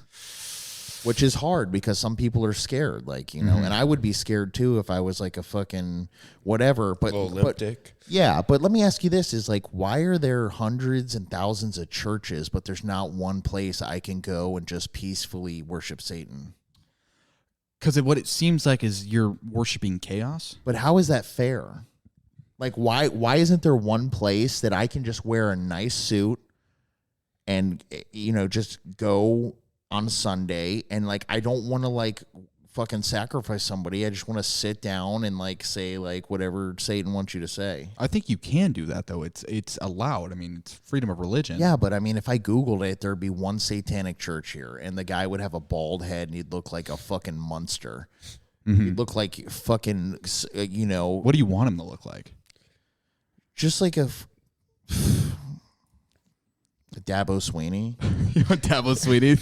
Dabo Sweeney look like as a Satanist. This is the sick part, really, is you're not going to get, is you're going to say you're a Christian guy, but you're never going to get rich unless you do quasi-immoral things. Yeah. You know, people give Trump a hard time. They're like, oh, he's fucking deals with these people. It's like, if he just dealt with Christian people, that would be like a fourth of the market. Yeah. And the biggest corporations on earth are fucking the drug cartels, human trafficking. They're bigger than Apple and Google. Mormons. Yeah. Church of Latter-day Saints, fucking Scientology. Dude, if you can't be a billionaire and just deal with nice people. You won't make any money. Well, okay, so I think when you're talking about that, like you can be a Christian and like not get any success from it. It's never promised to you that that's going to happen to you, because you're not recognizing as making money as success. You're recognizing, hey, I'm going to suffer for my God, and I'm not going to expect anything from it, because I think there's another part of this that we're not seeing right now. What happens when you get to heaven and right before you get to the gates, God says, I just wanted to tell you that you were actually a God the whole time, you fucking faggot. No, but then that wouldn't make sense, because why would he like let you in and shit, and you're like, what the fuck? I wasted my whole fucking time down there. Yeah, but what's it matter if it's for eternity? I mean, things go by fast, right? Like, you were playing football 10 years ago, now you're not. Like, things are fucking constantly changing. Yeah, but I also want to be Marilyn Manson, so I fucking talking to the wrong fucking guy, dude. No, dude. Okay. Okay, were you ever religious? I probably faked it for a little while. Did you ever go to like a Catholic school or anything? I had to go to one of those weird churches where they make women cover their faces. What? Those are real churches. A mosque? in real Christianity, women are not allowed to show their face in church. They have to wear a veil. Kind of like the Virgin Mary a little bit? Yeah. Okay. Oh, yeah, no, some Catholics do that. Yeah. Some hardcore Catholics, yeah. I mean, I guess that is an interesting way to look at it. It's like, if you're going to get success from something, why not lean on that? I'm not trying to be like fake satanic and like join the Illuminati and shit. My whole thing is like, I think people should spend a little more time like worshiping themselves. Like, when's the last time you literally just like, have you ever spent any time just looking in the mirror and you just, I'm not making this up, you just said 100 times in a row looking in the mirror, I'm the greatest human on the face of the earth. Like, and you just, and your brain is like, no, you're not. And you're like, and you just keep driving it down your own throat. Or are you afraid to do that? Because you should try it. It's actually startling. You get to about the 99th time saying it, and all of a sudden you're like, you start, I'm the greatest fucking motherfucker! You're fucking screaming! Sorry. But what about like, don't call the cops? what about like objective reality though? Like, who Sorry, says, dude. I didn't mean to do that, but that's how you get. You get to about 87, and you start acting like that. but is it true? It is true. It is true. It's subjective to yourself. The only thing is true is what you say is true. That's the only thing that's true. I don't really believe in relativism like that. I don't think I do. I think there's a natural order in things, and I think there's a formula that like pushes society forward. Like, I think if you had that belief that was everywhere, I don't think we're where we're at right now in society. I don't think we're there if we believe like that. I really don't. I think there'd be chaos. I think there'd be war. Are you into groups and shit? What do you mean by that? Like, do you have like a, I don't know, like, do you want to be in like groups and like, do you like have a lot of friends and stuff?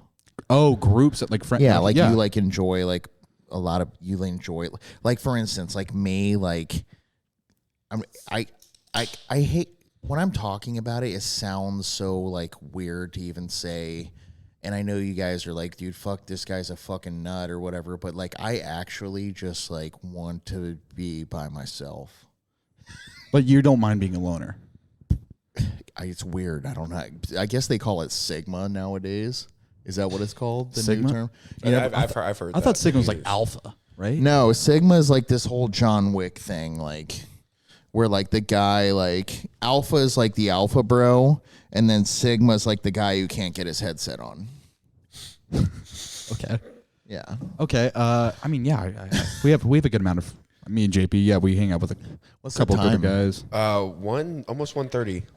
We're at 1:27. No, what's the actual time? Oh, 7:33. 7:33. How you doing on time? You got to go somewhere? No, we'll probably cap out around 8 probably. Yeah. Yeah, I would say I like to be around groups. Yeah. How scared are you to are you going to try to edit this, or are you going to post the faggots and all that on there? I don't know. We post it pretty much raw. Yeah. Pretty much raw. Like when we first started, like we'd bleed out names and stuff. But that's like people that we knew. But honestly now, like we'll go through and watch it and put pictures up and stuff just so it keeps people attention span a little bit longer. Okay. Yeah. No, but yeah, we hang out with groups. Does that mean something? No, it doesn't mean anything. I was just asking because your comments, you sound like you're like you want to be like you want to like you like want to fucking like be like you want to be together with people. I guess in a way because I think we're social creatures. I don't think we're better off alone. No, that's true. And I mean, look, once you know. I don't know. Do you have girlfriend?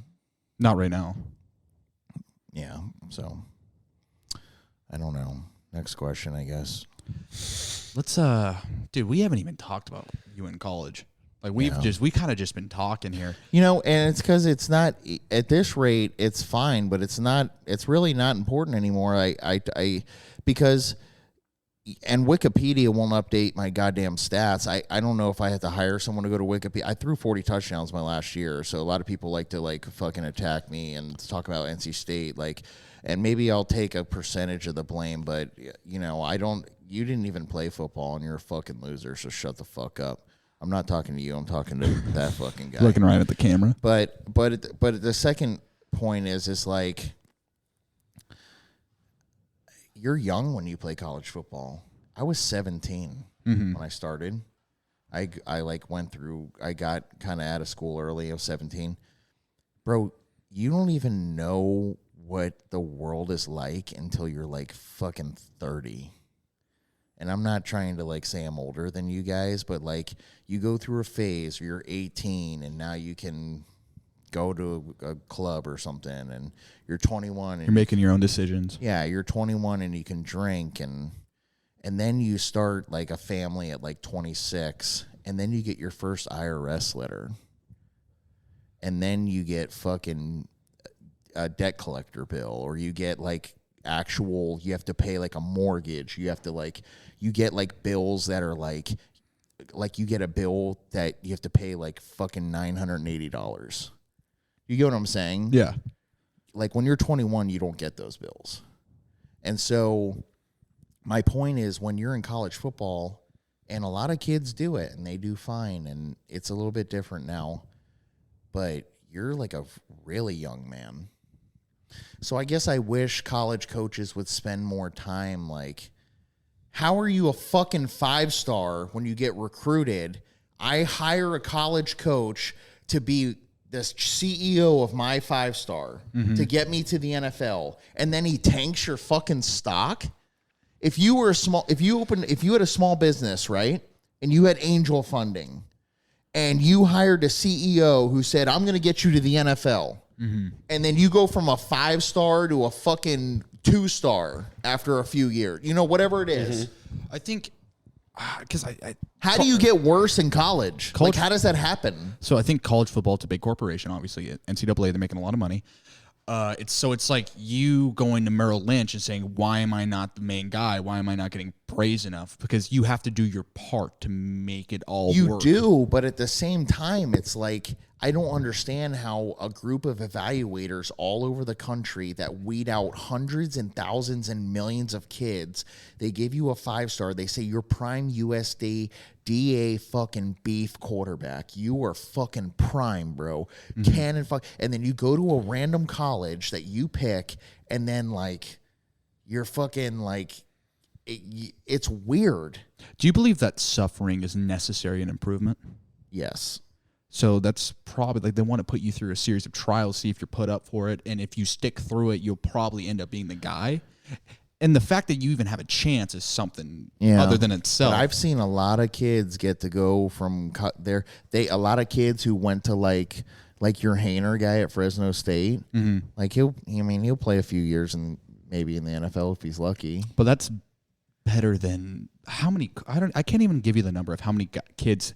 Because everyone wants to be a quarterback, right? But I'm saying, like, there's a lot of kids that go play college football that, like, like a kid at Bowling Green who starts for 3 years. Yeah. Like, is he, like, he's probably not the best. Or best in college football? Or just saying? I'm just saying, like, if pretend I didn't go to Nebraska and I went to, like, fucking Akron. Like, who says I wouldn't throw for like fucking 1,000 touchdowns at Akron? You get what I'm saying? And then what? Would I get drafted in the 7th round at Akron? You get what I'm saying? Yeah. But you go to Nebraska and things happen and you don't go, or instead I go to Memphis, like a piece of shit, like low school, and I start like right away because they're all fucking nobodies, and then I get drafted in the 5th round. Like, what's better? Or what's even real? I think what's better is probably, I mean, that's why people say, like, don't go to the bigger school, like, go where you're wanted. Because at the end of the day, you're trying to play a sport, right? Like, no one wants to watch anything. Like, you want to actually play. Like, if you're going to go through an entire year of training, you don't want to sit on the sideline the entire year. You actually want to see some results from it. So, let me tell you. I would say Memphis is probably better if you're able to start for 3 years. So, let me tell you this. In the Elite 11, Alabama has had 8 Elite 11 quarterbacks commit and go there. 7 have transferred. Counting Jalen Hurts? Or was he even in the Elite 11? No. But this is the thing. So those 7 Elite 11, they were picked prime USDA, be fucking the best quarterbacks in the country in high school. Yeah. And they went to Alabama and had a transfer. And then half of them, you didn't even... Blake Barnett. I don't know if you ever know Blake. Oh, yeah. Jalen Hurts. That's the guy who beat... Bro, he went to like ASU. He goes to USF. He gets fucking benched. He was a 5-star. Number one, I He think. won the Elite 11 competition. Bro, that guy is selling fucking insurance in the fucking streets right now. Okay, so let me ask. How did that happen? Let me ask you this: if he didn't go to Bama, say he goes to like UCLA and he starts, you think he's actually a successful NFL quarterback today? I think he gets drafted. Do you think he's successful? Do you It think doesn't matter. Once you get drafted and you can play 2 or 3 years, you're in. I don't think everyone's meant to be a fucking NFL starter. I guess what I'm saying is, how did Blake Barnett not even make it in a fucking rookie mini camp? Like, how did that happen? You know what I'm saying? There's literally 67% of the quarterbacks who go to the Elite 11 don't even make a rookie mini camp. How does that happen? That's crazy stat. And they'll pump you up, by the way, on their Instagram. They'll be like, "Oh yeah, Bryce Young, fucking." Because it's the potential of what you could possibly be. Because I don't think there's any other number that's more probable than going to do Elite 11. But you know what's crazier? You know what's crazy as shit? I don't care if you guys believe me or not. I'm more famous than NFL quarterbacks. Like who? Matt Stafford? I would say I'm as famous as an NFL quarterback right now. Like, if I go to an airport, you saw today with the fucking lacrosse kids. Yeah. I don't play in the NFL. Why are they screaming throw God? So, and I'm not going to get into it too far, but I'm going to say, like, it just proves how much fucking ball sack I have. Is Blake Barnett is a little bitch, fucking 5-star, who fucking things didn't go his way, and you just quit like a little slut. And you know what you should have fucking did? You should have found a cool fucking name like the Throw God. You should have started throwing fucking dimes on the internet and became an internet fucking cannon, the Brett Favre of the internet, like fucking me. But you don't have what it fucking takes. I could have quit, bro. I could have stopped. I didn't. I started throwing bombs on the internet, and here the fuck I am, the fucking throw. And you guys, dude, I'm telling you, it's going to get way bigger. Because I'm either going to get famous or infamous. And I was joking about you guys being in the FBI, and I got a flak jacket on and a coach's clicker that'll detonate it if you fucking try to arrest me and shit. Because I'm either going to the top, or I'm going to fucking San Quentin. I think what you're doing is great, because I think you're giving you're giving a lane for people that necessarily don't go to the NFL. You give quarterbacks more of a personality, right? Because you have to be kind of a CEO. Like, you can't really show any personality. You have to just be like a straight line. And the fact that you're able to go out of that norm and like show like, hey, this is how we actually are. Like, you know what I mean? Like, this is how we live our life. Like, you give a voice to those people. So that's why you're doing so well right now. I'm trying to give people a blueprint. Like, people will be like, "Oh, you're a hater, and who do you like?" And they're like looking at all the negative shit. I'm like, motherfucker, I'm trying to tell you quarterbacks who are in college and maybe you're not playing or you got benched or whatever the fuck it is, like, you don't have to rely on your coaches in the NFL anymore. Just start throwing bombs on the internet. You're bigger than the fucking college football. You're bigger than all that. You're bigger. You can be as big as you want. You just have to have fucking balls and personality and post it on the internet and can't be scared. The first time I went viral, you get high. You guys know that? Oh, like as you're going viral. Have you ever been like viral? No. So like I have a video at like 9.2 million. Mm-hmm. You get high. Oh, I bet. No, you get like drug high. Because you're like, your first thing is you're like, holy shit, dude, that's a lot of fucking people. And you're like fucking checking your phone, the comments. You're like, oh my God, I'm super fucking, this is crazy. Now I'm numb to it. Now I go 10,000 to 1 million, 2 million. Now I'm numb to it. But the first time you do it, you get high. It's insane, bro. The reach you have. And I have so many closet famous people that follow me. Scott Stapp of Creed. Brad Johnson's a Super Bowl winning quarterback for the Bucks. He follows me. Dude, I could name NFL quarterbacks here. I don't think they want me to fucking name them. But you know who you are. Who DM me. They tell me they can't touch the like button or they'll get canceled. Really? That makes sense. Starting ones in the playoffs. Oh, wow. Ones that got benched in Vegas. Really? Lots of quarterbacks. I feel like he'd be the last guy to like you. No, dude. They think it's hilarious. They tell me all the time that they put it up in the team meetings and they watch my videos like in the fucking quarterback room and shit. That's how I found you. Was like one of the other quarterbacks at Fresno showed me you. I was like, wow, this guy's fucking hilarious. Yeah, dude. This is real shit. I'm not making this up. Fucking dude, I'm talking rappers, you name it, bro. You fucking name it. And by the way, I'm gonna be an Adult Swim in 2 months. Oh. What you have a show? TG's filming a pilot in 2 months. No shit. What is it, like an actual like day in the life of you, or like is it scripted and you're gonna have scripted, actors, set, the whole fucking shebang, dude. But kind of based around your life? Not necessarily. I mean, I'm not going to give too much away, but I'm fucking getting paid, and it's a whole fucking thing, and it's background. It's the whole thing. It's going to be fucking crazy. I laugh, dude, because people are like, think I'm going to get canceled, and I literally just keep getting more opportunities because getting canceled's fake. What are you going to do? You going to send me back to Indeed to just get another fucking job and do the same fucking thing? You're born canceled, bro. You're born. If you're not a millionaire and you're not a billionaire, you're already fucking canceled. Shut the fuck up and go to church. I think the social climate is definitely different from what it was in like 17, 18. Because I think when the first cancel culture came out with Harvey Weinstein and all that, that was like, that's radioactive. Like, you want to stay away from that list. But the fact that now they've reached out and they're canceling anyone that they don't agree with, it makes it not as valid. Like, okay, you might get canceled, but you haven't done anything. Bro, I'm on a treadmill in my house. Yeah. Walking with green screen video, talking into a phone.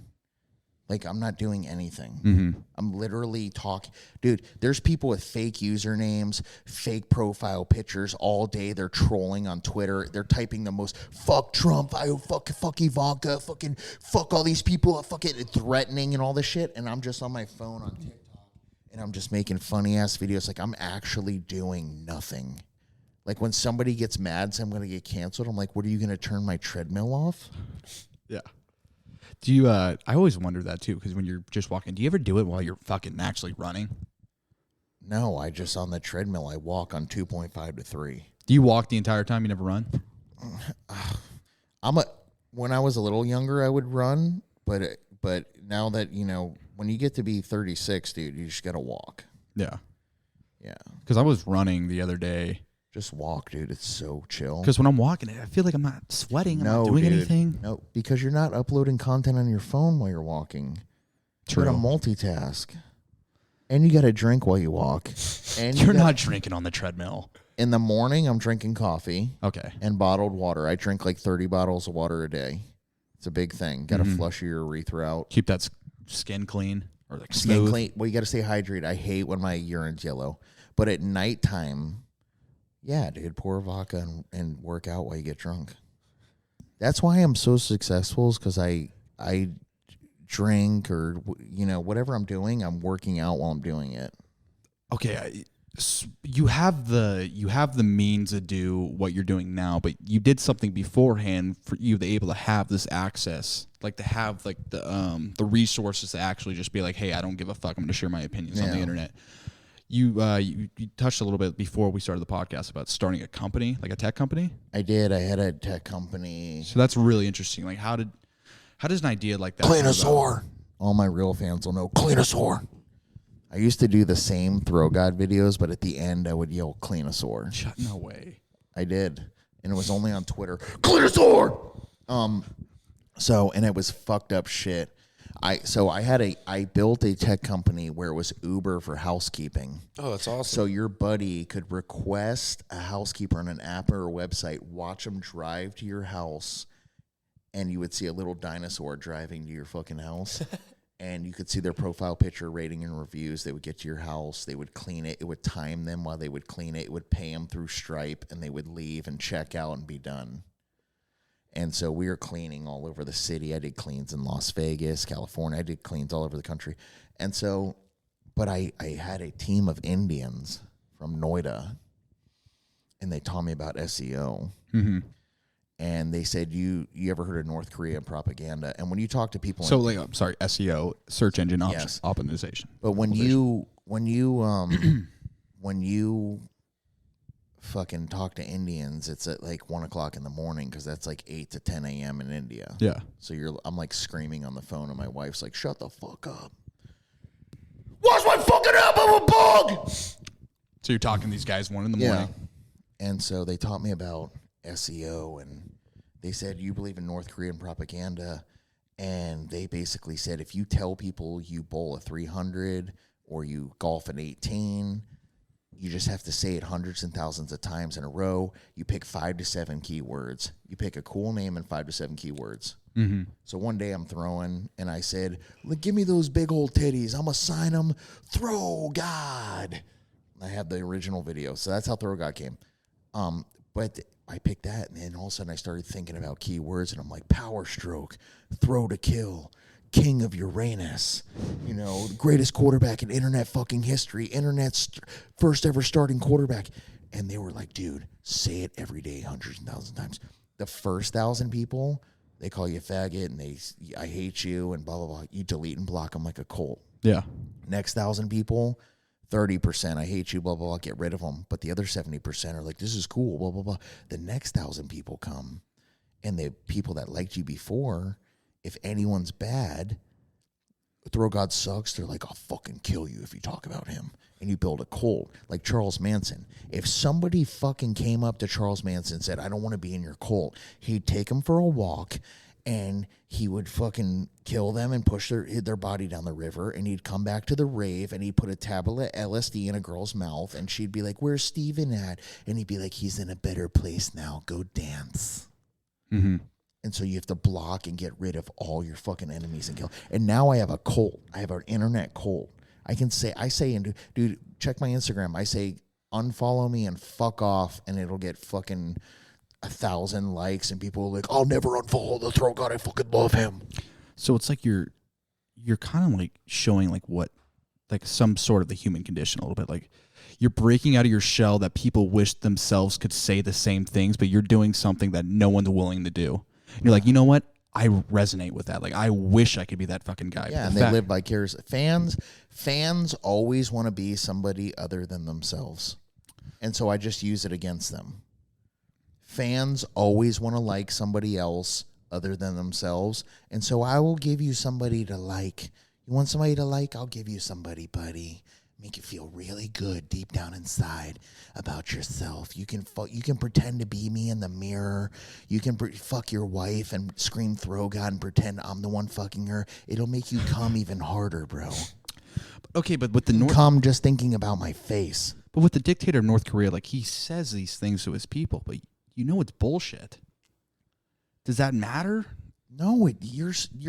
I don't know what's the issue, but it's not. It doesn't matter, and you will learn this one day that it's either do this or you're just gonna go get a fucking $125K job, and you're just gonna live a horrible life. It's this or that. There's no other fucking path. There's no other path. You either become a millionaire or a billionaire, or you live the rest of your life a fucking piece of shit. Period. You're just a worker. That's all you are. You're just a worker. That's it. Huh. And everybody that has a job that's blue collar, they pretend to live through someone else. They all do. Yeah. And that's why they're content in their job, because they're like, my favorite quarterback's Matt Ryan, and I'm going to wear his jersey this weekend, and for 4 hours at the game, I get to be Matt. Do you think how you've played football, do you think that influenced the way you think now? Oh, yeah, PTSD, narcissism, the whole thing. My mom says I'm a narcissist, and I am, but it's like, it is what it is, bro. What do you mean by PTSD? Like, elaborate a little bit on that one. Dude, you're in a locker room with your dick swinging in the shower. I used to piss on people's legs and shit and fucking push them in the shower and watch them. They would fall down and slide and shit, and I'd be like, faggot. And then you got to go to like a normal job, and like Ethel in accounting's like dying of breast cancer, and you're like fucking having to manage her and shit. It's like a whole nother world, bro. I think about this sometimes too when you're like in the midst of a football season. You're getting mind controlled in a way by the coaches, right? They're controlling the way you think. They're controlling the way you thought about today, the way you're working. How do you approach things? They're telling you everything that you need to be like the way they want you to be. So in a way, like it's fucking like it is kind of mind control a little bit. So I've talked about this with JP a couple times. You'll have a good practice, right? But they'll tell you it was awful. Yeah. Just because for the next week they want you to be fucking going the extra mile. Yeah. Hey, I'm going to show Coach. Hey, Yeah. fuck this guy. I'm going to do better. Mm-hmm. But in reality, you're doing the same thing. But they're gonna do that same thing to you when you get your first big job. Except for you get fired this time instead of getting benched, you get fired. You think it's just the same? And you lose your money, and you know what happens when you get fired? You lose your fucking money, dude. Mm-hmm. It's real. Welcome to real life, and then you're fucking have to survive. You don't just get to go fucking back to your apartment and have your girlfriend blow you while you're crying. That's fair. There's no girlfriend. There's no girlfriend at that point. Fuck, man. So this is like the only way to escape it is to stand out. I mean, straight up, if Throw God, like, pretend it fails, like something happens, I'll just make another character and fucking start another fucking, maybe it won't be TikTok. I'll just start a fucking other thing. And probably some other bullshit social media. Maybe it won't even be social media. I had a cleaning business, fucking cleaning apartments. I was making like $18,000 a month. I'd hire people off Craigslist. They'd pay me $120 to clean the apartment. I'd give them $60 in cash because they're drug addict drunks and they need cash right away to go buy their drugs. And I'd hand them a cleaning kit and they'd fucking show up with their babies and their fucking ugly wives and they go clean the apartments and shit. And I wouldn't give them the money. And I was making like $18,000 a month, a bullshit apartment cleaning business, dude. Like, I just make up another fucking thing to try to escape this fucking piece of shit matrix. Okay, that word's been used. As a husband and an adult male, the only thing that matters is, does someone pay you money? Nothing else. At all. In any way. Can you go to the grocery store 3 times a week and spend $250 on nothing? Have you ever thought about joining Rumble? I guess. I think I tried to do it, and it took forever to upload, and I was like, this is fucking, I can't wrap my mind around it. It's not as, It literally, I tried to upload it, and they're like, we have to vet approval for the video. I'm like, well, you're not going to approve this one, I guarantee it. See, that doesn't make sense. I thought they just allow anything to get posted. They don't. You have to, like, literally push the video, and then it has to be, like, dropped. But on TikTok, you can just press play. But they're the only place that allows Andrew Tate, these people that are speaking, they're kind of like the contrarian a little bit in society with their opinions. Why do they allow that, but then they actually have to overlook everything you're saying? I think Andrew Tate's a fine gentleman, and he says a lot of alpha shit, but I got to be honest with you, bro. It's like, I would be more impressed with Andrew Tate if he made a video with, like, his wife, and he was like, let's play Make the Baby Stop Crying. And he just laid with his head in her lap, and he was going, wah, wah, wah. And she was like, stop, little baby. And he goes, no, put a titty in my mouth, or I'm not going to stop. Wah, wah. Why would you respect that more? Because you can, like, you're not going to make it. Like, you got to, like, a man has to know how to just fucking just be, like, a fucking whatever he has to, like, you have to be able to soften the mood. You know, a girl's not going to be attracted to you if you're just going to beat her every night. Doesn't that help them? Like, I mean, I don't know. Put a little control on them if they do. I've just never seen him, like, pushing a kid on a swing. Or, like, I've never seen him at, like, Chuck E. Cheese making sure, like, why isn't the fucking pizza out yet? Like, all the kids are hungry. You know, like, all the things you do as a real alpha dad. Like, why isn't I ordered a fucking bounce house. Why isn't it set up yet? You know, like, I want to see, like, real shit. He's like, check out my supercars. I'm like, dude, I want to fucking see you, like, set up an above ground pool so the kids can swim this summer. Like, real shit. How would you define a real man? Like I said, he makes money and he can pay every single fucking bill by himself, and he always provides food and shelter and entertainment and sex properly, and he's fucking can tell jokes, and he's funny, and he's a good hugger. He's a really good hugger. And he showers a couple times a day, and he brushes his teeth and flosses, and he can cook. You have to be a good chef. What's your top meals to cook? I can't cook. That's a problem. I can't cook. Yeah. It's a problem. I can make ziti, baked spaghetti. I can make flank steak, sliced real thin, homemade mashed potatoes. I can make grouper and scallops and mahi. I can sloppy joes. There's so many things. Caesar salads. I can make so many things, dude. That's how you get women. Is you're like, no, let's not go out to eat. How about I make you I'll make you some. Let's make some fucking asparagus and chicken and rice on me, and you cook them dinner and shit. And they're like, oh my God, he can feed me and take care of me. Dude, but you know how to cook. Yeah, a little bit. I can get around in the kitchen. My younger brother's actually a really good cook, which is funny. Well, my dad was a TV chef. Oh, what? Yeah, for Fox News in Tampa Bay. So he has a cookbook and everything. Okay, that's Chef Harry Beck. That's interesting. Okay, because That's how I get my personality, as Chef Harry Beck taught me. exactly. You've been around his dad. Your dad was in media, Yeah. right? And now you're kind of accustomed of having a voice. Yeah. He said, when you get on camera, always be a little bit drunk. Dude, I agree with that. You Dude, flow a little better. I'm like I've given you guys so many one-liners tonight. Oh, let's it's be ridiculous. honest. So many clips. Like, I've given you like gold tonight. Like, Well, dude, I hope you're having a good time too, man. This has been really fun. It has been fun. And like I said, I'm just really happy that you guys are fucking not cops. Not yet, at least. My wife said to me, she said, it's Friday the 13th. And I was like, dude, I don't know why I feel like they're FBI. They took forever to fucking pay me.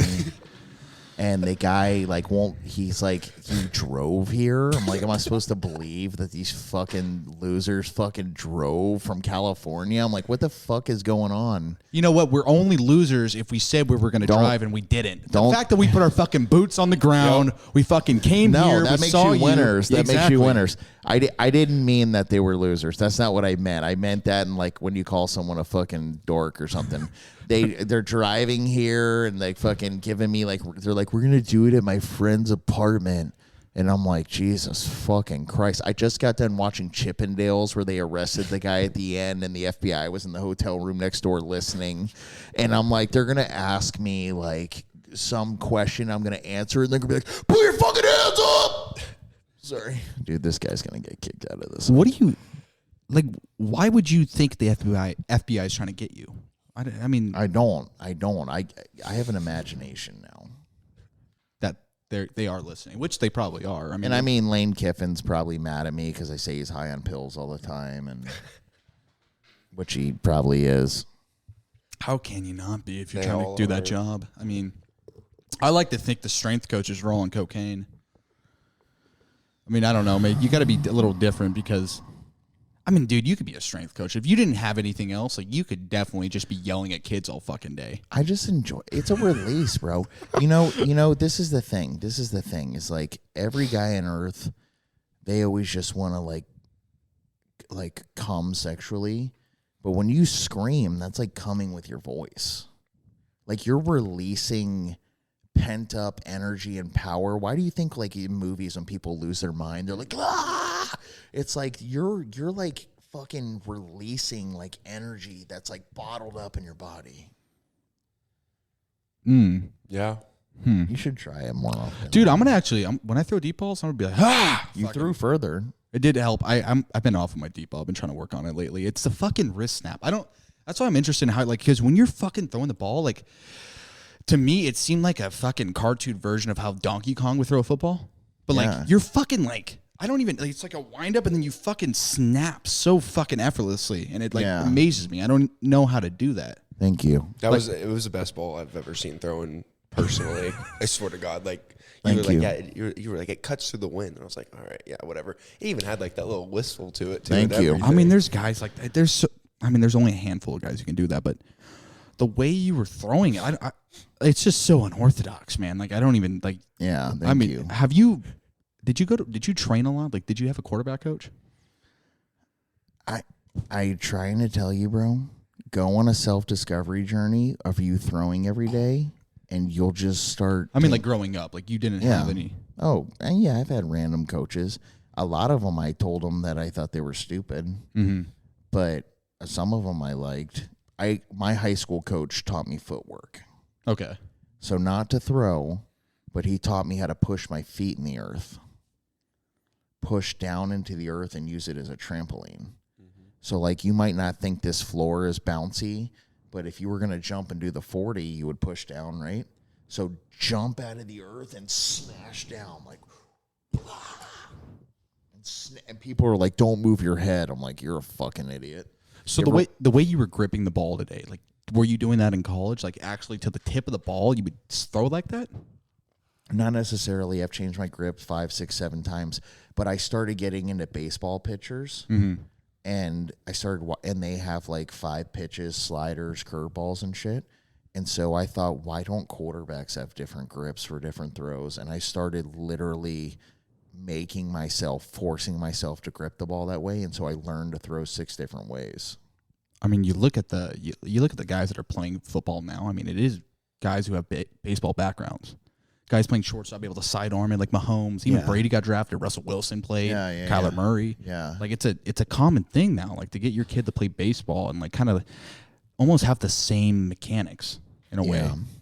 Like, baseball's 100-mile-an-hour fastball. Those guys are really throwing the ball. Yeah. I actually got to be honest with you. Like, I go to a lot of baseball lessons now. I pay like $100 a fucking lesson, and there's a guy that plays for the Twins that I fucking go to because I'm an idiot. Like, you know how like dads like pay to go to the gym and shit? Like, I pay people to like teach me how to throw a baseball. Like, I'm not trying to be fucking crazy here, but I pay this guy $100 a fucking, at 36 years old. Yeah. I'm not kidding. And I spend an hour. what's your fascination with doing that though? Like, because I'm like, dude, everyone wants to like learn like a fucking how to do this and that, and I'm like, I want to fucking learn how to throw fucking baseball, bro. How cool would that be? How cool is it to just be like a 36-year-old dad and they're all sitting on the sidelines with seersuckers on, and I'm just out there just fucking cranking dimes, dude. Did you see that old man that walked up to us with the dog, and he's like, dude, I've never seen someone throw a football like you guys. Like, did that not feel good to you? It felt good when he said you guys, because I was throwing it terrible. No. So it felt good. Believe in yourself. Say you were throwing it amazing. Dude, this is the thing, is that all the world's a stage, right? And so people are like, why do you throw at the park? I'm like, because every once in a while I get a lacrosse team to fucking scream, throw God. Mm-hmm. And a lady walking the dog who wants to probably fuck me more than her husband. You know, like there's so many casting characters that you can use. I mean, as you've gotten more popular, what are the DMs like? I bet you've gotten some fucking wild ass DMs. I either get cool DMs from like a riffraff or like somebody cool, and they're like, man, I fuck with your shit, you know, like, and you know, like that's fucking beast and all that. Or I get DMs from guys who are like they like want to remind me of like 17 years ago. How come in every facet of life they'll be like, you need to grow and become the best version of yourself? But with football, they're like, you have to stay 18 forever. You know, like in any other profession, they'd be like, dude, you grew and learned, you became a better person. But like and the other thing is too, is like, how come dads will go shoot the basketball at the Y? But like if you're throwing a football, they're like, like you fucking said earlier, I almost quit this fucking podcast, fucking Uncle Rico. It's like, why? Because I'm throwing a football? What do you call a fucking faggoty Christian fucking limp dick cable guy dad that has to shoot free throws at the fucking gym? Like, what's he? Oh, cool basketball shot, bro. I didn't mean to say the Uncle Rico No, it's thing. okay. It's okay. No, my point is why is it taboo to throw a football in your spare time, but it's not taboo to go shoot a basketball at the gym? You know what? You know what I've learned over the last couple of years is that there is no set way to do it. Like, how you want to live your life is how you want to live it, and no one else. Like, only you can understand why. Only you can rationalize the things that you're doing, and And who is anyone to say like, hey, you're throwing a football in the fucking field? Like, what the fuck's going on? I'm enjoying myself. Exactly. And I'm exercising. Dude, I can play guitar better than Led Zeppelin. And like sometimes I'll post these videos of me just playing breakdowns and I'm like screaming. And my wife will walk in and she'll be like, are you okay? And I'm like, I am fucking now. Cause I'm just like, dude, you gotta get the energy out or you end up like Chris Benoit and you kill your whole family one day.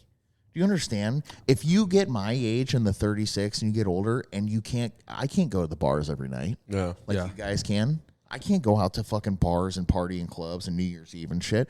If you get my age and you don't find a way to get the energy out, if you don't jerk off to fucking porn and you don't come, dude, those are the guys that shoot places up.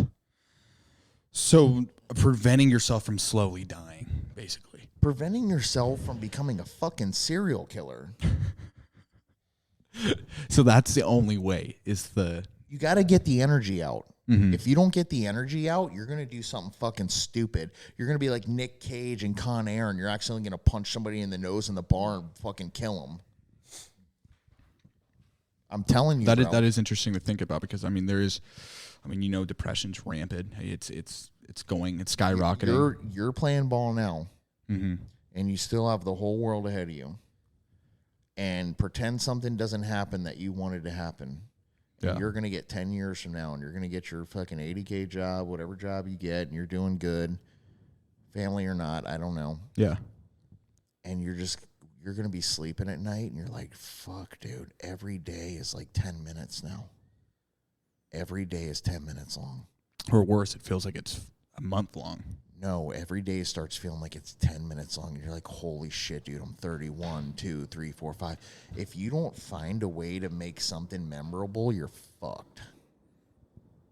Do you ever, how do you approach the idea of death? This guy's like, get me out of your fucking apartment, dude. He's ready to have his shit back. Yeah, I told Lila it was only going to be an hour. Sorry, James. All right, let's go here. This is the 5-minute mark, and we're done. I want to hear this though. Okay. How do you approach death? What are your thoughts on it?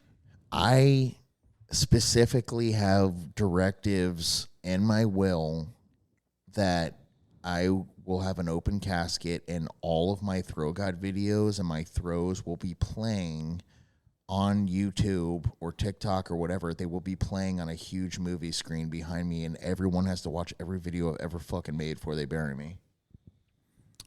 For what reason? To be remembered? Yeah, and that's the other cool thing about Throw God is this too, is like I will die one day, and my Throw God will end up a lot like Edgar Allan Poe. He died in a ditch drunk, right? In a gutter. But nobody liked him when he was alive. Yeah. They all thought he was a piece of shit loser. And think about Van Gogh, yeah. Yeah, and now they teach him in schools. Mm-hmm. So I'm not saying I'm going to be taught in schools, but I'm saying like in 100 years from now on the internet, I technically am immortal because 100 years from now, somebody's going to find a Throw God video and be like, who the fuck was this guy? Yeah.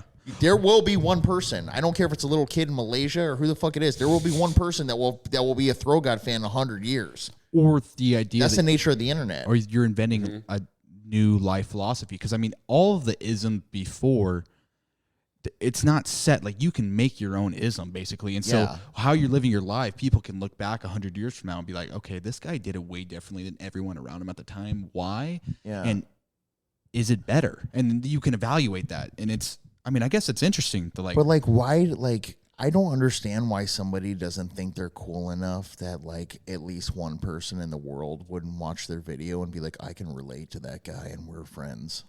We don't know each other, but I'm watching his video and he's my best friend. I have people who comment on Throw God. They're like, you're my best friend. Like, I don't even know these people. I'm not making this up. They'll literally be like, I love you, Throw God. You're my best friend. Does that make you happy? Absolutely. Yeah. That's good. You're making someone's day. Absolutely, dude. I 100%. I think it's so fucking cool. And I'm actually, if you ever go through my comments, I'm actually very nice to people that are I have a theory. I say, if you say something nice about me, I'll say something nice about you. That's the way I live. The other way around. Yeah.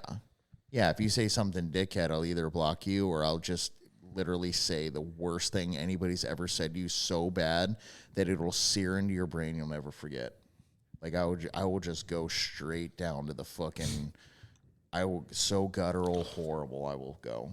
Like, I just want to say shout out to our fucking film crew that is completely so off, and I mean we're trying to pay people to do it, but like it's just we're not talking about you, James. It's just there's someone else behind the camera. Cameraman Eli is a fucking idiot. Motherfucker. He's a security guard now. He's slowly trying to sabotage the pod by his shitty editing and shitty producing, and it's kind of ridiculous thinking about fucking firing him and finding no one else, because I think a literal homeless person on the street could do something better than cameraman Eli. He's already doing shit for. Well, you guys let me know when you're ready. We're ready. We're ready to go. We're ready to go. Okay, you said so. This song by the Throw God on Spotify, 40+ streaming services, is called Random Acts of Violence at Chili's. Random Acts of Violence at Chili's. Is the sound up? Okay, we'll turn it up. Yep. Yep. We got it. Happy holidays. Good luck, guys. Oh, yeah.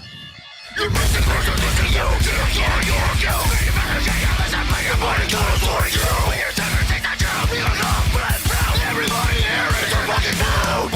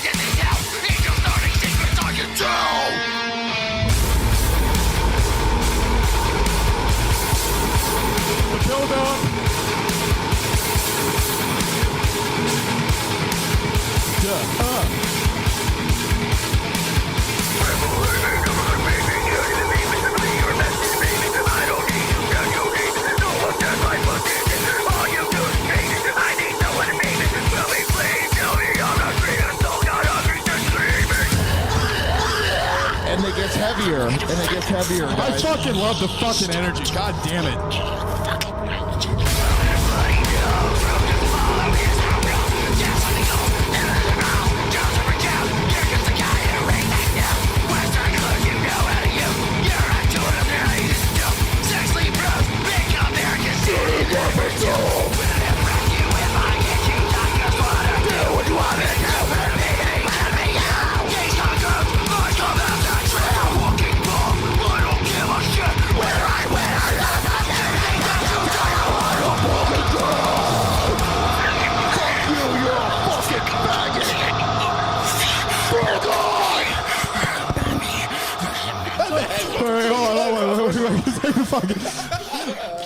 And thank you for listening to another episode of Backhouse Productions. And if you made it this far, go fuck yourself. Thanks, Though God.